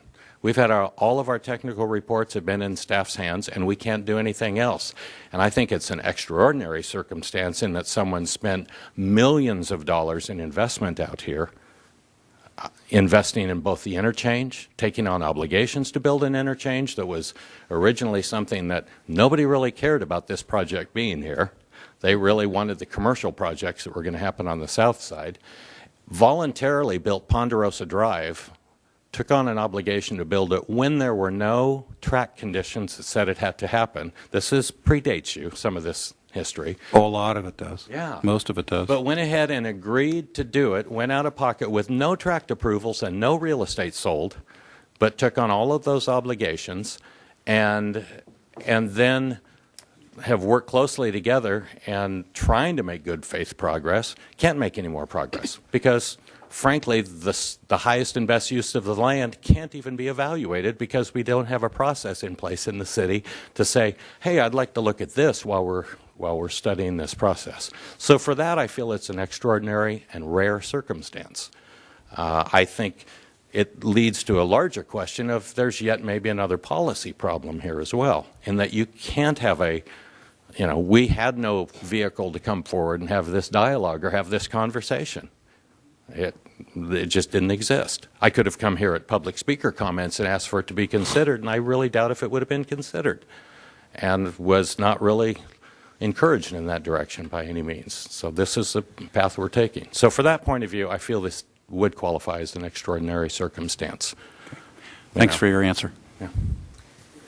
Any other questions? Mrs. McDonald. I'm going to stay with that one, but I have one on another subject. You know, in the past, and we've dealt with you for many, many years on many, many of your projects, and you're right, we had study sessions. We worked through things together. And so to say that all of a sudden, you know, this became a difficult problem, well, we always had a mechanism that we could solve it. Yeah. Maybe it wasn't that particular policy, but we have been able to do that through the years. So in my eyes, and I regret the fact that they didn't bring it to us in a study session, if indeed this was something that should have been looked at before. And you know me, I'd much rather see lower density than what you had planned there. So I personally, while I won't be here to vote on it, I like the idea that you're creating less density there. Right. And you'll know that by and large, if I can interject just for a second, that it's not my practice to work outside of the staff process. Mm-hmm. We never do. Right, and you don't, and we work closely with staff and work well with staff. You do. They were I would say their hands were as tight as mine were when it comes to this kind of thing. In some degree, we've worked closely together, and I think we made the right decision to be here tonight to do this. Oh. That being said, that's a whole other. You go to my next question, but you have worked well, and hats off to you, Dennis. You have always been someone that the city could work with, and always appreciated your honesty and integrity in what you do. So I do appreciate that. Haven't always agreed with your projects, but and I guess I do have to ask you about driveways, but we'll talk, later about your driveways in this project. But my question is the Scholey House. What's the prognosis on that? Will you keep it, take it down? Well, if the historical preservationists say it has to be kept, then it has to be kept. That's what it sounds like to me. That seems to be the law of the land at this point. So that's is where it's going. There are a couple of options for it, and we've talked about that with staff on several occasions. We've talked with Pleasant Valley as well with it. And in that situation, it's Pleasant Valley doesn't want to have to maintain it, so we would have to work out some mechanism with them that would say, well, this HOA or somebody will maintain it, or it would move onto the HOA property and be rehabbed, or it would be moved elsewhere within the project and it would be dropped in the project and sold for somebody to live in as a residence. If it has to, those are the only three options that make sense. You really can't haul it off somewhere to what somebody calls, old house. That'd be the most expensive residence out there. I know. Having watched the Camarillo house history, I understand. Right. Fortunately, it's only 1,600 square feet in one story, I guess. But it has, I mean, obviously, it has to be rehab no matter what you use it for. Yeah, whatever happens, it has to be, And is that part of what you will do, or is that going to be on the Parks and Rec? No, it can't be left on the Parks and Rec. They won't accept it that way. And so that it's either will- going to have to be fixed and given to them if they want it, if there's a maintenance fund, and that's not even saying that they would do that, or it would have to become the HOA's community room, or it would have to become a sold house within it. But that's the three most obvious options I can see at this point. But that is something that Rancho will do, or whoever the new developer will do. So It will be it's- plugged into the final agreements and conditions, yeah. Perfect. Thank you. Mr. Morgan. This is funny.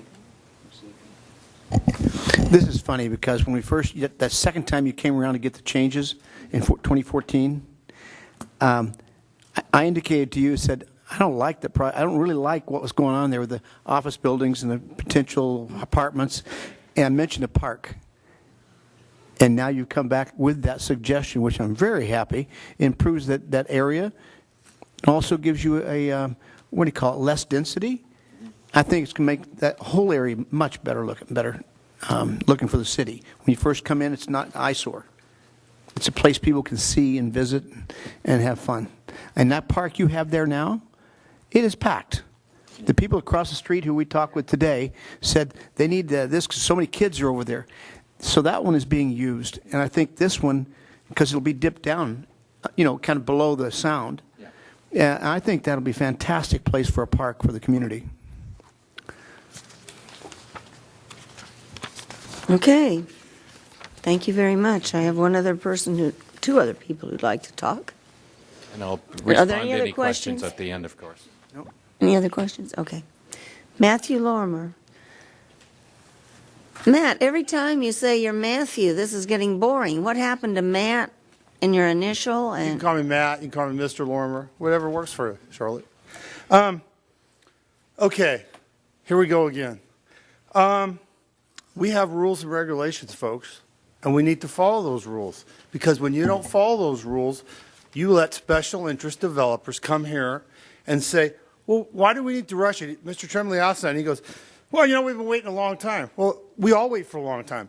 I guess if you're a resident and you're building a patio, hey, I'd like it done in 5 days. I don't want to wait 30 days. Where does it stop? So the idea that we're going to do this, and let's be honest. Let's cut to the chase here. You have two new council members. He has no idea, along with developers, what's going to happen. He's going, oh my God, we don't know them. We can't figure out them. And so what we're going to do is we're going to come here and say, oh my God, the earth is going to stop. Everybody's going to stop sleeping.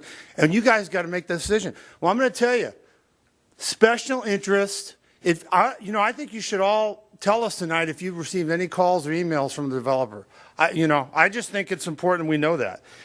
The next thing is we had an election. And the election says that we have people going to be starting in December. So now we have developers running in here saying, hey, I want to change the rules. I can't wait because, I don't know, something might happen. And then another thing I want to mention too, how does somebody come in here and speak for the Park District? I'd like to know that. He's speaking for another entity, and we haven't heard anybody. Is anybody from the Park District here? Please raise your hand or turn a speaker card. We'll see if that happens. The point is, we have rules and regulations in the city. And you know what it smells like? Special interest lobbyists are coming through the door. And I'm going to tell you, each and every one of these councilmen, everybody should watch this at home, and the newspaper should question if this is the kind of policy and the city camera is going to have where we cut a deal and go, hey, I don't want to wait, so hey, let's just hear it tonight. There's no problem with it. I mean, no, it's wrong. You have a policy. Either you're going to stick with the policies or you're going to cut backroom deals. Or you're just going to come and say anybody, if we're going to do this, then we don't need rules and regulations anymore. Anybody wants to build anything, hey, come on in and we'll cut the time. If you're a homeowner, come on. I mean, you got rules and regulations. There is no reason why you should be hearing this. Absolutely none. He has made no evidence. He's not said one thing that's going to cause a problem. You know what's going to cause a problem? 2 more council members are going to come on board, and we don't know what they think because they haven't said anything because they're doing the right thing.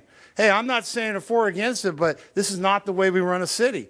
Okay? Again, you have a policy, follow it. Thank you. Barbara Williams, you're getting close to an award now. Well, you're getting exercise just walking up and back. You know, reducing the density is commendable. Putting the park where it is more accessible is commendable. But there's a process here. And it's beginning to sound like, I'm not accusing you, but the perception I get here is you want Mike Morgan to be able to vote on it because you know he supports you. The bottom line, the process is here for a reason. And the people have been begging for transparency. So the transparency here would be to make this plan known. And I highly suspect that the public will support this better than the existing plan. Yes, they changed their mind, but the city should not have to jump through hoops because they changed their mind, because they decided to hire a person and the person sitting around twiddling their thumbs. That was the risk you took when you hired that person and had them available right now. So my recommendation is utilize the process. They can wait until the second meeting in January. The world is not going to come to an end, and if it's a cost issue and stuff like that, which it appears to be a cost issue because you probably can't sell the higher density homes, and therefore you're going to this plan. But regardless, there's a process, and he hasn't proven it. And if you fall for this sales gimmick, then shame on you. Is there anybody else who'd like to speak to us? I don't have any more cards. Okay. I'll turn it back to the council. Could I ask a few clarifying questions here of, I guess, of McDonald. Mr. Vaca? The way I read the suggested action, it says approve the request for consideration at a future city council meeting, or your second choice is to deny that request to be heard, not necessarily to deny the project, but deny being heard.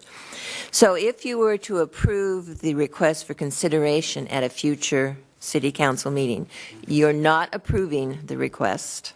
You're not making the change. Correct. All we would do tonight is say it's okay to bring it back. Yes, and at that time, we would anticipate a little more analysis. Technically, tonight's really a procedural question. We typically, staff doesn't provide any analysis based on the city council policy. Obviously, Dennis provided a significant amount of input, which I think was appropriate to support his request. But that's right. It's a procedural question tonight, whether or not to allow them to be considered outside of the normal cycle. And when would that be? That's the second half of my question. Either November 28th or December 12th. What? Well, I would, okay. Hearing? Yeah, either of So those. you can do it that quickly? It wouldn't push It's into going to be January? very tough to make the 28th, but I think we could definitely meet December 12th. Good. Well, I would ask council that if the motion is made to consider it a future meeting, that it is the December 12th meeting when the new council is seated. I think that would be appropriate. And so you're really only putting it ahead a couple of meetings from what they would 6 be weeks. if they had gone through the normal process. So Be it's 6 not weeks prior. speeding that up that quickly. Okay, any other questions of staff? You said you had... Well, you asked half my question, so I'm good. Mr. Tremblay. I'm done. Oh, okay. So just to make sure I understand this, Mr. Vaca, from a narrow procedural standpoint, if the council were to deny the request to submit a modification to the council, to a council approved referral outside the normal referral schedule, number one, that would not constitute a denial with prejudice. Sorry to use the legal term, but a denial would not constitute a denial with prejudice with regard to the modification, correct? Correct. It'd simply be a denial with respect to the timing of the consideration of the request. Is that accurate? Yes. And wouldn't it also be fair to say that if that action were undertaken, there would be no there would be no judgment on the merits of the modification request. Well, I think that's generally correct, yes. I just reframed it to state that. Unless the council member wanted to indicate their reasoning behind it. But yeah, typically I would think there's no merit. It's just a procedural question. Simply a procedural question. Okay, thank you. Could I ask Steph one more question? Do you have any idea how many you're going to have through the normal process that are due by November the 30th? We anticipate between 2 and 4, Oh, my. but they may not all be residential. I have a question of the applicant. If we were, and this is just hypothetical, if we were to wait until, I think it's the December 14th meeting, is that right? 12th. The December 12th meeting, would this potential proposal tonight still be accurate as far as the December 12th meeting? In other words, would you submit, for the most part, the same project that you're, with the modifications you're just submitting tonight at that meeting? Yes, yes. Okay. So if you took the procedural Right. step tonight, Right. we would deal with it at that council meeting. Yeah, Okay. right. And a thing to point out in response to a couple of comments made here. There's only a couple I'll respond to, but related to who will make a decision on this. Remember, this GPA and the CEQA document update that will go with it are definitely going to be dealt with by the new council. So this has nothing to do with having a council make a change. You know, it's only related to, can we start the ball rolling on this so that we don't spend another 75 days of non-time when the city's consultant that we've already hired could go ahead and start doing the work. Because this is different than any of the other things you'll see. Right.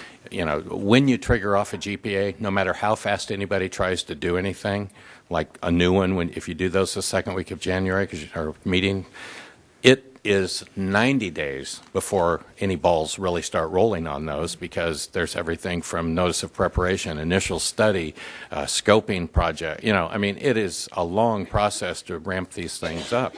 You know, in the best case, they take 2 years. That's why this triennial was important, to not say, you know, going at our fastest, nobody finishes in 12 months with CEQA. No. So with that in mind, I'm absolutely fine with the next council. I anticipate the next council would do it, and I would think, as was said by a speaker, that I would anticipate that we'd find the public would like the project better as well. And so I don't have any problem with that. We're more than happy to take the time that it takes to do it properly. Can I ask him one question and maybe ask you to say it again so people understand? Because I think there might be a little bit of misunderstanding. Is the action even taken on December the 12th is not approving the change. All it is, it would be approving that you could go forward with your studies. That's kind of the crazy-making part of all this. Yeah. I would have liked to have been able to say 7 months ago, hey, I'd like to put fewer houses up there. Can I do that? Mm-hmm. You know, and move the park to the freeway. But we didn't have a mechanism to do that at the time. So that's where we're at. Okay. And you do now because we passed a policy in August. Okay. We've asked our questions. What are the wishes of the council? Your Honor, I move to approve the request for consideration at a future city council meeting. You're going to make that, you're going to be specific on the date on that? We can do, if you want to, December 12th. Or not before December 12th, so December 12th is what we've been discussing. are you sure you can? With do staff. December 12th? Can you do it then? He said he could. I believe staff can do it. We should just verify. I think the applicant's available the 12th. Yeah. Can we make comment now that we've got? Well, we don't have a second. I'll second it. Okay, Now can we you make can comments? comment.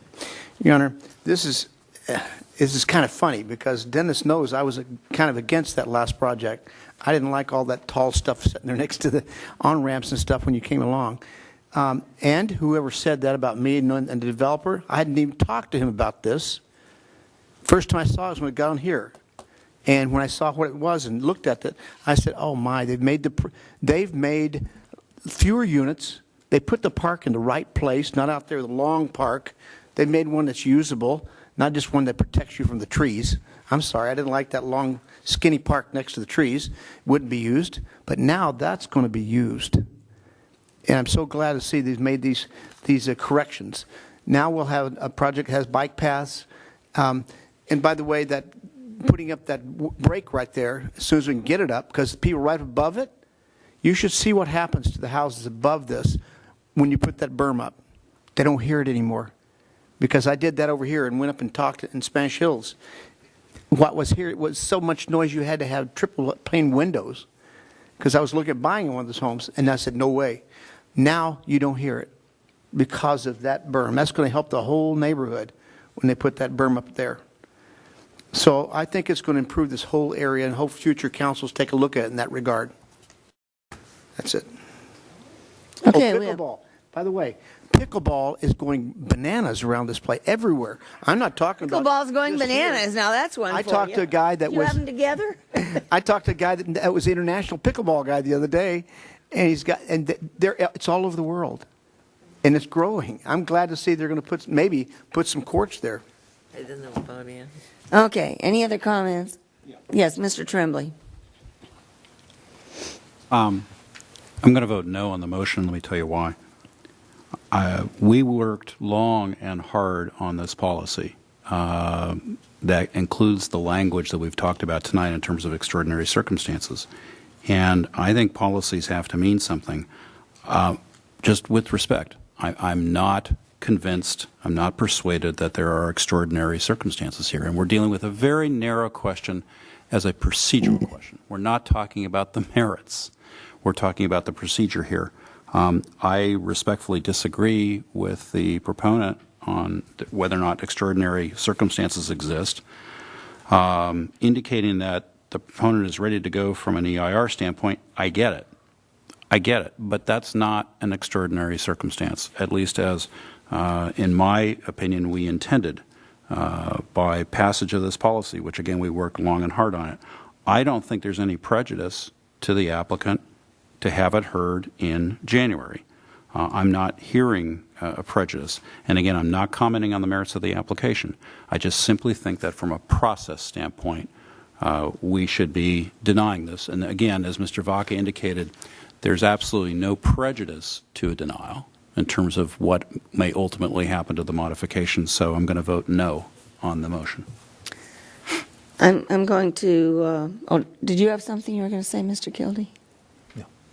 Because the mayor speaks last. That's our policy. Yes. I'm going to support this, and the reason is when we developed this policy, we were working on it in committee, and Mr. Vaca was there at every meeting, and I said, why are we doing this? And he explained just as he did now, and I said, are there projects that are waiting for this to be approved? And he said, yes, one, maybe two.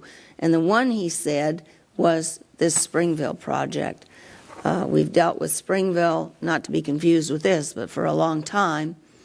I can remember Judge Bill Liebman was on the city council when we were first looking at all this. And he's been a judge for quite a few years and not on the council for quite a few years. So that is not the reason I'm going to support it, but I'm going to support it because I did have the understanding that they were going to be coming in and asking for something because of this policy. And we did it not for them, but because we needed a process for somebody who needed to go out of the normal loop for a reason. And so that's, it was my understanding they'd be in all along. So we have a motion, we have a second, no more comments, please vote. Motion carries 3-2 with Mrs. McDonald and Mr. Tremblay dissenting. That finishes this part of our agenda. We now go back to the city manager.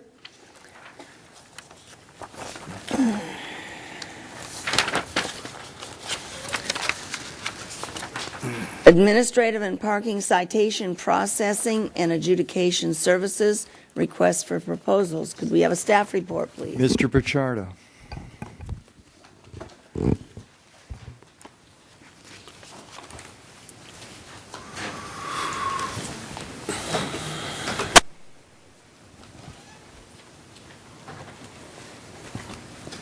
Good evening, Mayor Craven and members of the City Council.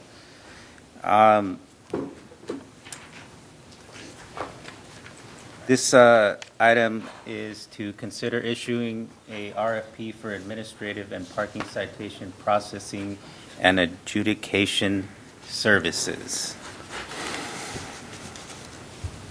Currently, staff processes multiple administrative and parking citations. Roger, could you move over or pull that to a different place? We got people at home that I think aren't hearing what you're saying. Staff, can you hear me now? Yes. Okay, so staff processes multiple administrative and parking citations. The existing process is inefficient, labor-intensive, inconvenient for respondents, and it's essentially not keeping up with technology. So how can we achieve the following? Greater efficiency, better customer service, high ratio of cost recovery? Well, it is potentially feasible to achieve the above by outsourcing the subject matter. As we all are aware, or many of us are aware, the city contracts with Ventura County Animal Services for animal services, and Ventura Animal Service animal control officers enforce animal laws within the city limits. Annually, they issue approximately 733 citations, administrative citations. The annual gross revenue fines total approximately $116,000, and staff spends approximately 733 hours processing these citations. $49,000 is the annual cost to process these 733 citations.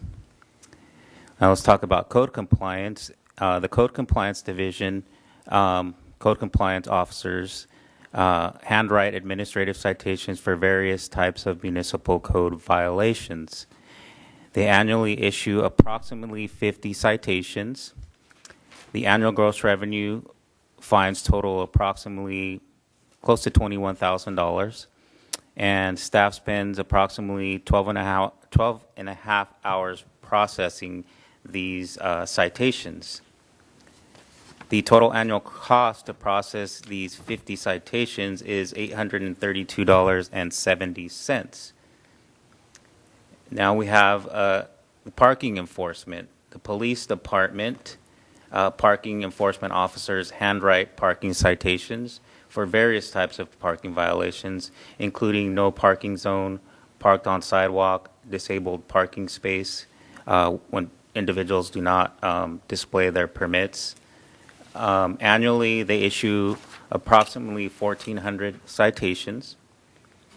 The annual gross revenue fines total approximately $69,000.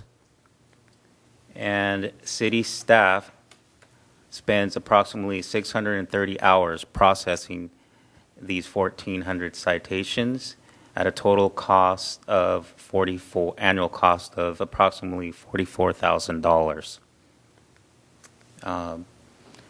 So talk about the RFP and the RFP process. So we're apologize for the font, a little bit small there. The issuance of an RFP will allow staff to evaluate contractors' proposals, demonstrating contractors' ability to provide streamlined citation processing, demonstrate the ability to engage the California DMV and other state agencies to assist in collection, provide administrative review and hearing services, facilitate a web-based application providing respondents with online real-time data, access to their citation, and provide online payment option and online requests for appeals and administrative hearing services. The annual cost to enter into a multi-year agreement is approximately $27,000 per year, approximately $14,000 for processing issued animal services and code compliance citations, and $13,000 for processing parking citations. So a portion of the revenues from these issued citations will be used to offset the cost of services rendered by a contractor approved by the City Council. And staff will review all proposals and return to council to consider awarding a contract. The suggested action is to authorize staff to solicit a request for proposals for administrative and parking citation processing and adjudication services. That concludes staff's report. Are there any questions of Mr. Pichardo? Mrs. McDonald? I just have one, and hopefully you've done the math. The way I just calculated this, that if the costs come back of what you're proposing or you're expecting, that it would be a savings of about $50,000 to the city? Difference between $93,000 and $43,000? That's about right, yes. Does that sound okay? So it is, if I'm understanding, it costs less money to provide better service. Exactly. That's what contracting's about. It is. Any other questions? Mr. Tremblay? I just want to make sure I understood the numbers. I thought you had, I looked at the costs, the existing costs, at about $94,000. And if you went to the contractor, it was in the last slide, Roger. It was $27,000? Yeah, let's make sure that's clear. I added 14, so it's 27. Yeah, he was breaking those numbers it's even out. better. Yeah, it's $27,000 for the full contract. He was breaking out the difference between the processing animal services and code compliance citations versus processing issued parking citations. The reason he broke that out is a discussion that he and I had about the relative cost of each of those categories. Wanted to make sure that you understood that for each of those categories, we'd be saving money in processing for those activities. So it's about 67,000 instead of the 50 that I came up with, I think. Yes. Yeah. Which is even better. You're right. And that was one point. I had two other questions. So you would expect that this would be, would you expect that coming out of this with an independent contractor, the city would achieve a higher rate of collections on these as opposed to when the city staff is doing it, simply not because of city staff, but just because the independent contractor would be more assertive in reminding folks that they need to pay their citations? If we go with the contractor, essentially that's the case, and they're well equipped. This is all they do. This is what they specialize in doing. Where on the other hand, we have a customer service, a cashier who's basically doing multiple tasks. And I get that, right. I know I get that part, and I understand the burden from that standpoint. And from another standpoint, the technology that we're currently using and that we have been using is pretty much it's outdated. It's basically an access database that was created in-house. Right. And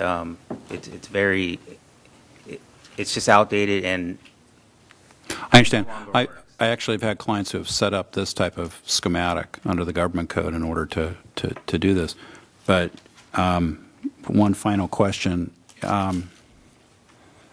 Is there any intent going forward, though, that from a citation amount standpoint, the city would be adding in any dollars in the way of, and I'm going to use an imperfect, like a penalty assessment or just additional dollars to cover what the independent contractor would be doing? In other words, we're not talking about increasing the amount of the violations. We're just talking here about a collection schematic. No, we're not proposing a processing fee to cover the cost of this contract. Okay. Any other questions? What are the wishes of the council? Your Honor, I will authorize the staff to issue a request for proposals for administrative and parking citation processing and education services. Adjudication, I'm sorry. Here a second. There's a motion and a second. Please vote. Motion carries unanimously. Okay, we get down to nonverbal communication, or verbal communications, sorry. Oral communications, informational items. Mr. City Manager. Yes, thank you, Madam Mayor. As we all know, it's been a very challenging couple weeks here, and especially for our police services unit. I especially want to thank Commander Murray and Captain Paris for their work throughout the fire incident. In fact, Commander Murray spent a significant amount of time on this incident down at Freedom Park, really fought for Camp Springs to have that area repopulated. I mean, really had to fight for that. And Captain Paris was just excellent in terms of, helping with communication back to me that I could share with you and the community about the incident. Also, I want to thank Mary Otten and PVRPD. They set up the shelter at the community center. They were there 24 hours. I mean, they had to have their staff there at all hours. At times when I visited the shelter very early in the morning, they were just shifting over, and they looked pretty bleary-eyed. Animal Services was also there at the shelter. They were taking in small animals, and they were there around the clock, did a wonderful job. Red Cross, of course, was at the shelter. But also supplementing Red Cross and supplementing the Sheriff's Department were our CERT and DART teams. And CERT assisted at the shelter because Red Cross was, frankly, running out of people to service the shelter. We couldn't open a second shelter because Red Cross didn't have the people available. They were diverted to other shelters farther east of us. Both DART and CERT also assisted with the repopulation and checkpoint for Camp Springs so that when people needed to get back into the community to get their medications, they were manning that checkpoint. That was challenging at times. People had to wait a long time in that checkpoint to at least get their stuff. But anyway, I wanted to give a big thanks to Commander Murray and Captain Paris and all those who supported this community during the fire incident, including fire personnel from throughout California and from out of state. Thank you. Mr. City Attorney? I have no items. Okay, let's start with Mr. Tremblay. Thank you, Madam Mayor. In terms of meetings attended, the Mayor and I had a policy committee meeting on October 30 where we discussed OPEB and the continuing work on the purchasing policy for the city, and that's a continuing work in progress, as I would refer to it. On November 6th, we had a very successful business visit, I thought, to Semtech, and we can talk about that maybe on a future date. On November 8th, we had, together with Ms. McDonald, attended the PVRPD Needs Assessment meeting, and on November 10, we had the Veterans Memorial unveiling. I want to talk a little bit or ask a couple of questions on some of the issues I've been bringing to the last few meetings, and starting with a couple of traffic issues. And I note that this morning there was a Streets and Transportation Committee meeting at 8 a.m., and I compliment Mr. Morgan and Mr. Kildee for being up early and tackling things this morning.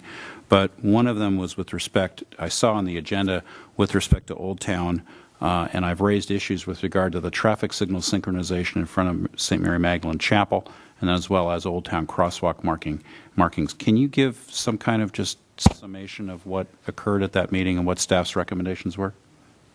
Do you want to do it, Dave? Or Sure. If the committee do that. Yes. So you're right. There was an item on the Streets and Trans Committee meeting today, early this morning, and we presented our analysis and data collection of recent days on the use of the crosswalks, pedestrian volumes, vehicle volumes, and also our analysis of the off-ramp intersection, the 101 southbound off-ramps. And we'll be bringing that information together in a summary form to City Council at a study session scheduled for December 12th with essentially some recommendations that we've arrived at for council consideration and further direction. Okay, great. And another item, thank you, and another item on Streets and Transportation this morning was with respect to the intersection at Las Posas and Temple. I had remarked that based on a constituent request, there appeared to be an increased incidence of accidents at that intersection. Can you tell me what the status of that was in Streets and Trans this morning? So as a result, yes, in recent months, traffic engineering staff has reviewed the operations and the history of at the intersection, and has concluded the need for protective permissive left turn phasing in all directions at that signal, at that intersection. Do you want to talk about the poles as well, Dave, Sure. there? Yeah. So the recommendation there is to, and we've received that recommendation. We'll be moving forward with identifying a improvement project to install that left turn phasing equipment within our capital improvement program. And we'll be addressing the need for a budget appropriation for that through the mid-year budget process. So council will see that item come forward at the mid-year budget process for including that project. It is quite a bit more extensive than our traditional signals that have the required traffic signal poles that we can simply add the additional left turn phasing equipment on existing poles. On three corners, the existing poles are Marble-Light streetlights. Owned by Edison, that in past years when the signal was installed, it was allowed to put the equipment on the existing Marble-Light streetlight poles. That is, we cannot add anything else to those poles. One of them, Marble-Light poles, was hit and recently replaced. We did replace it with a standardized signal pole, so that one corner has been solved. However, it will take full removal of the existing other three streetlight poles and installation of new traffic signal poles and new conduit. It's essentially a new traffic signal. So it right now our ballpark cost estimate is in the neighborhood of $400,000 for that installation. So that'll be an item for consideration for council at mid-year budget. And that's from Las Posas onto Temple, correct? South on Temple? It'd be for all directions. All directions. Okay. We need it north too, Tony. Well, I kept hearing about the increased incidence of accidents and issues. It's the increased traffic with the Springville interchange is one of those unintended consequences, because that street is used much, much more by people coming from Simi and cutting across Camarillo and Las Posas. Cutting across to go to Springville. I get it. Plugging away one more traffic issue, and that is that Dawson Drive issue that had previously come up on the parking of oversized vehicles in the 500 block of Dawson. And correct. Taking a right. What's So, the status of that? Yeah, we're looking at the where it makes sense to extend red curb at the entrances to those driveways. So that's an item on staff's to-do list that we're looking at, and we'll be moving forward with that in the near future. Okay. Next item that was up for me was airport related. And goodness knows, it's been a very difficult time with everything else going on too, and then Mr. McNamee's passing, the airport's director. But I know we've discussed in the last couple of meetings, I brought up the issue of a perceived increase in air traffic or flight path changes north of the Camarillo Airport. We've talked about this in past meetings. And I know that the airport authority did not. I know that Mr. Morgan and Mr. Kildee were going to discuss this issue at the airport authority meeting last week, but that meeting was canceled or postponed. I would like. I don't know whether my understanding is we don't know right now whether the airport authority is meeting on December 13th. I don't know when that next meeting is going to be, but whoever are our representatives on the airport authority going forward, I would really appreciate it if they could pursue this item. I followed up again. I went out there 3 times, okay? And the last time I went out there, I looked at a computer I didn't even know they had. And Dave can get into that computer also. They've got planes they can say, oh, here's so-and-so date last year. They can show you the little planes flying. Everyone that landed or passed over us, they can show them to you. So we looked at those dates that had been talked about. There's none that went straight over the top. There's some that went down like Ponderosa, which is their path, making a right-hand turn. Right, but and some that were like 5,000 feet up going to the north of it. But we didn't see a whole lot of planes at all going over that. Well, okay, and I know we can't pursue this at length, but I'm hearing data that's different, or I'm just saying what was on the computer. All I'm saying, Mr. Morgan, is I'm hearing data from residents that are inconsistent with what the airport staff is saying, And it was actually framed originally in terms of a noise complaint, and the airport staff, as I understand it, said, no, we're not going to file the complaint. We're not going to do anything about it because, and in fact, they called the complaint invalid. I just want to make sure that that whoever is sitting on the airport authority, that we follow up on this. We follow up on this issue because I keep getting recurring 3 times. comments about it. I understand that, but the difficulty is that the data is inconsistent. So. Well, there are other airports, 3 other airports in the area. That's true. That's true. I also want to make sure that the airport authority staff is not, and I know them to be very good staff, very well. I saw the computers. That they're not dismissive of these complaints. I think our residents deserve to be heard on it. Finally, on the cell phone coverage, Mr. Clifford, this one's for you. Any news to report in terms of hopefully an improvement in cell phone coverage in the northwest portion of the city? Nothing further at this time, but we're continuing to work with them to try and get the additional cell tower located at the golf course. Okay. We will continue to push that. Okay. And I want to echo, just to close this, I want to echo Mr. Norman's kudos to Commander Murray and to Captain Paris and to all of the volunteers who are still volunteering and all of our first responders. And, Madam Mayor, I would ask that we adjourn the meeting tonight in honor of Ron Helis, Sergeant Ron Helis, who was killed at Borderline, and for all of the victims at Borderline, and also the victims, true victims of the wildfires in California that have occurred these past several days. So I would ask that the council adjourn in memory of those individuals. When we do the closing in memory, the city clerk sends certificates to people. You're not suggesting all of the people in all the wildfires? I wasn't aware of that protocol. There's one California. I'm just trying to be... No, I understand why you're trying to... I'm trying to zone in on what you'd like her to do. Okay. Charlotte? The victims of the Borderline... The victims of the Borderline and killing... Sergeant Helis. Sergeant Helis, yes. Family, okay. Thank you. I just... With compassionate thoughts expressed. Okay, we'll get to you, Mr. Morgan. Just in the minutes okay? for the victims of California, of the wildfires. Mr. Kildee. Let's see, meetings attended, BRSD and Streets and Transportation Committee meeting, Mr. Tremblay up along with Mr. Morgan and I met there at 8 o'clock. And just a short note, if anybody can support Small Business Saturday, that would be really, really good, because our city is still made up of a lot of small businesses here, and they really, really try to do a good job. And keep in mind that there's some businesses that do 25 to 35% of their yearly volume between Thanksgiving and Christmas. Toy stores typically do 50% of their yearly volume between that. So it's a very critical time. And anything any of us can do to try to get people to shop locally, there's such a multiplier effect on that too. You know, the sales tax stays right here, you know, not all of it, the 1 cent of it, but there's so many young groups that come to a lot of small business and ask for gift certificates.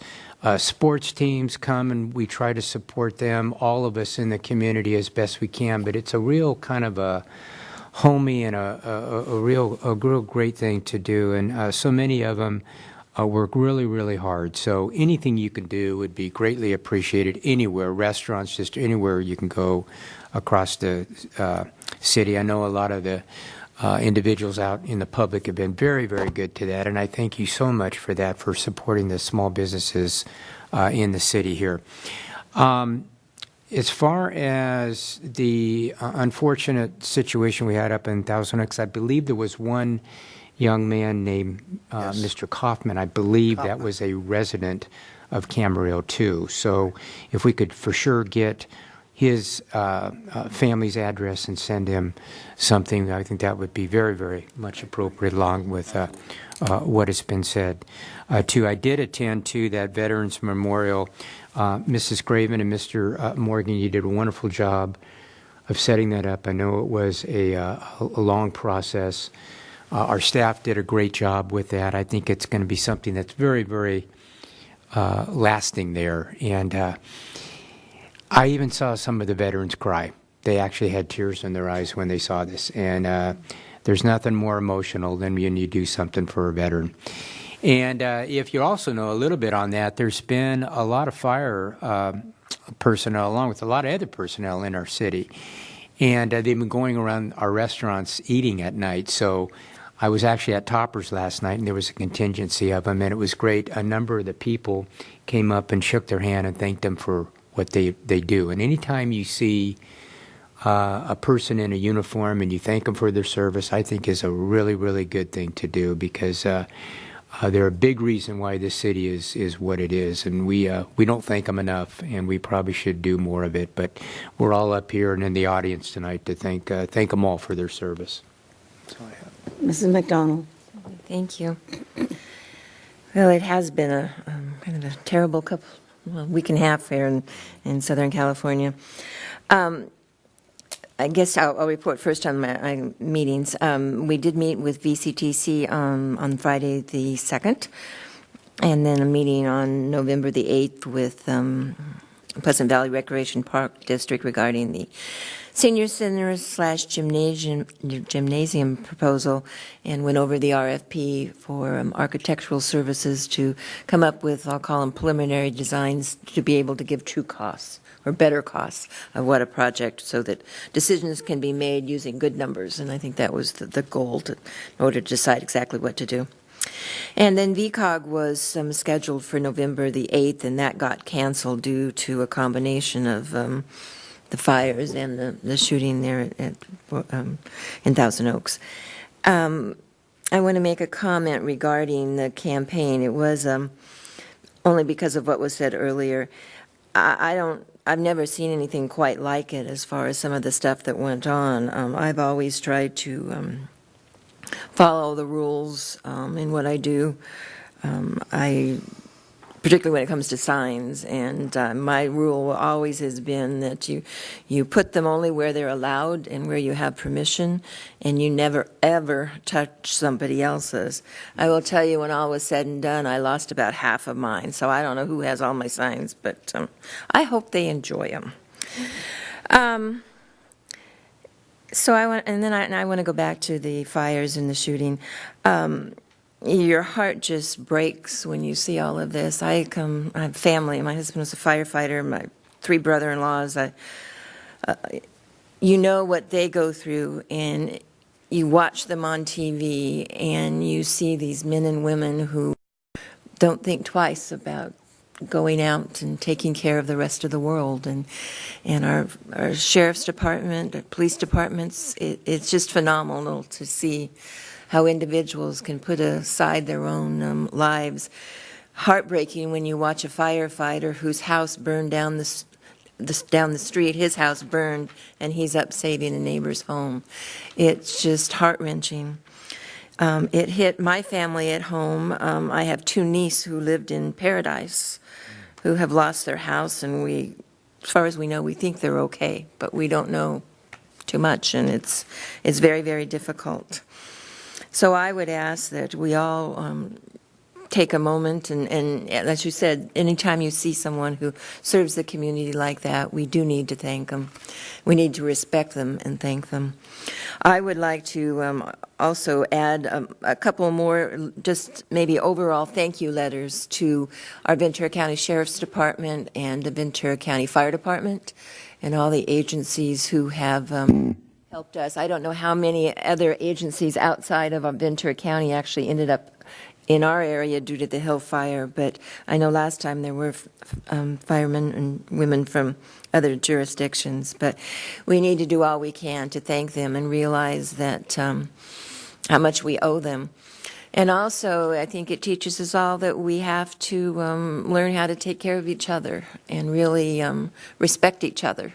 People have differing opinions and different thoughts and ways of life, but when something like this happens, you're all in it together. And we watch that, and it's, the people that take other people into their homes, what we as a family are going to have to do to help, our family through this. It's a horrible, horrible time, and we see the senseless shootings. I'm sorry I'm on my soapbox, but this is really got to me. To see that senseless shooting, I thought to myself, there, by the grace of God goes I, because my children, as young adults, have been there. It could have been them. And so I really do want to express my deepest sympathies to those who indeed did lose their children and the loss of our member of our Sheriff's Department. I had a just absolute sense of need, and we will attend the service tomorrow because I just feel like I need to say thank you to not only him but everyone else who serves us. So excuse me for being on my soapbox and being a little emotional about it, but I think it's all of us home in one way or another, and it's really something that we need to really stop and think about and be thankful for what we have. Mr. Morgan? Quite busy last 2.5 weeks or whatever. First of all, I want to say Charlotte did a great job on doing the memorial ceremony for our veterans, for our war heroes. I was there, and we put this together over a 3-year period. We're the only city in the county that did it. And we had 6 different events, and the veterans really appreciate what we've done. But if you haven't had a chance to go see the plaques out there, the memorial plaques, fantastic. And it's difficult for me because I've had 2 of my own fellow teammates in football that died, one with a Bronze Star, rescuing someone else. And so it's kind of sad for me to see boys I knew in high school. Went to the Methodist Church. Now, the reason I'm talking about this is because I've never seen such fantastic singers. These are opera singers. 2 from the Philippines were here. And they were I filmed part of it because they were so, I said, I got to film part of this. Their voices were terrific. But that was a full house at the Methodist Church, and I went there to at least give us a representation to show that we are watching, like what they're doing.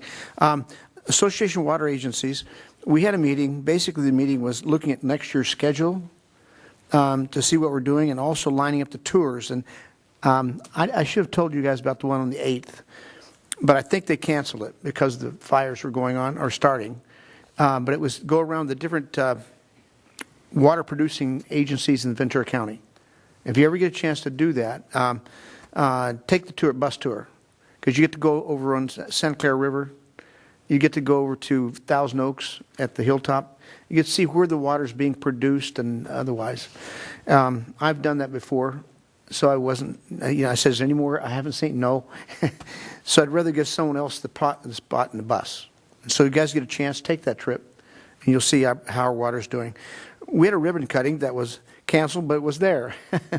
We had the ribbon cutting over the Revolution, Charlotte, the one over here on Mobile. But a lot of people came, but the chamber canceled at the last minute because of fires. And they're going to redo it again. But they had food and everything, ready to cut the ribbon. I couldn't find them. Neither could 3 other people walking around with me. Oh, it's easy. Right there on Mobile, go in, second floor. I found the building. Second floor, in the middle. That's all it was. I couldn't find the... Anyway, that happened. We did that. Chabad, the commander and I, are part of this this anti-drug group, put on by Chabad. And they've been doing something with the quiet in schools.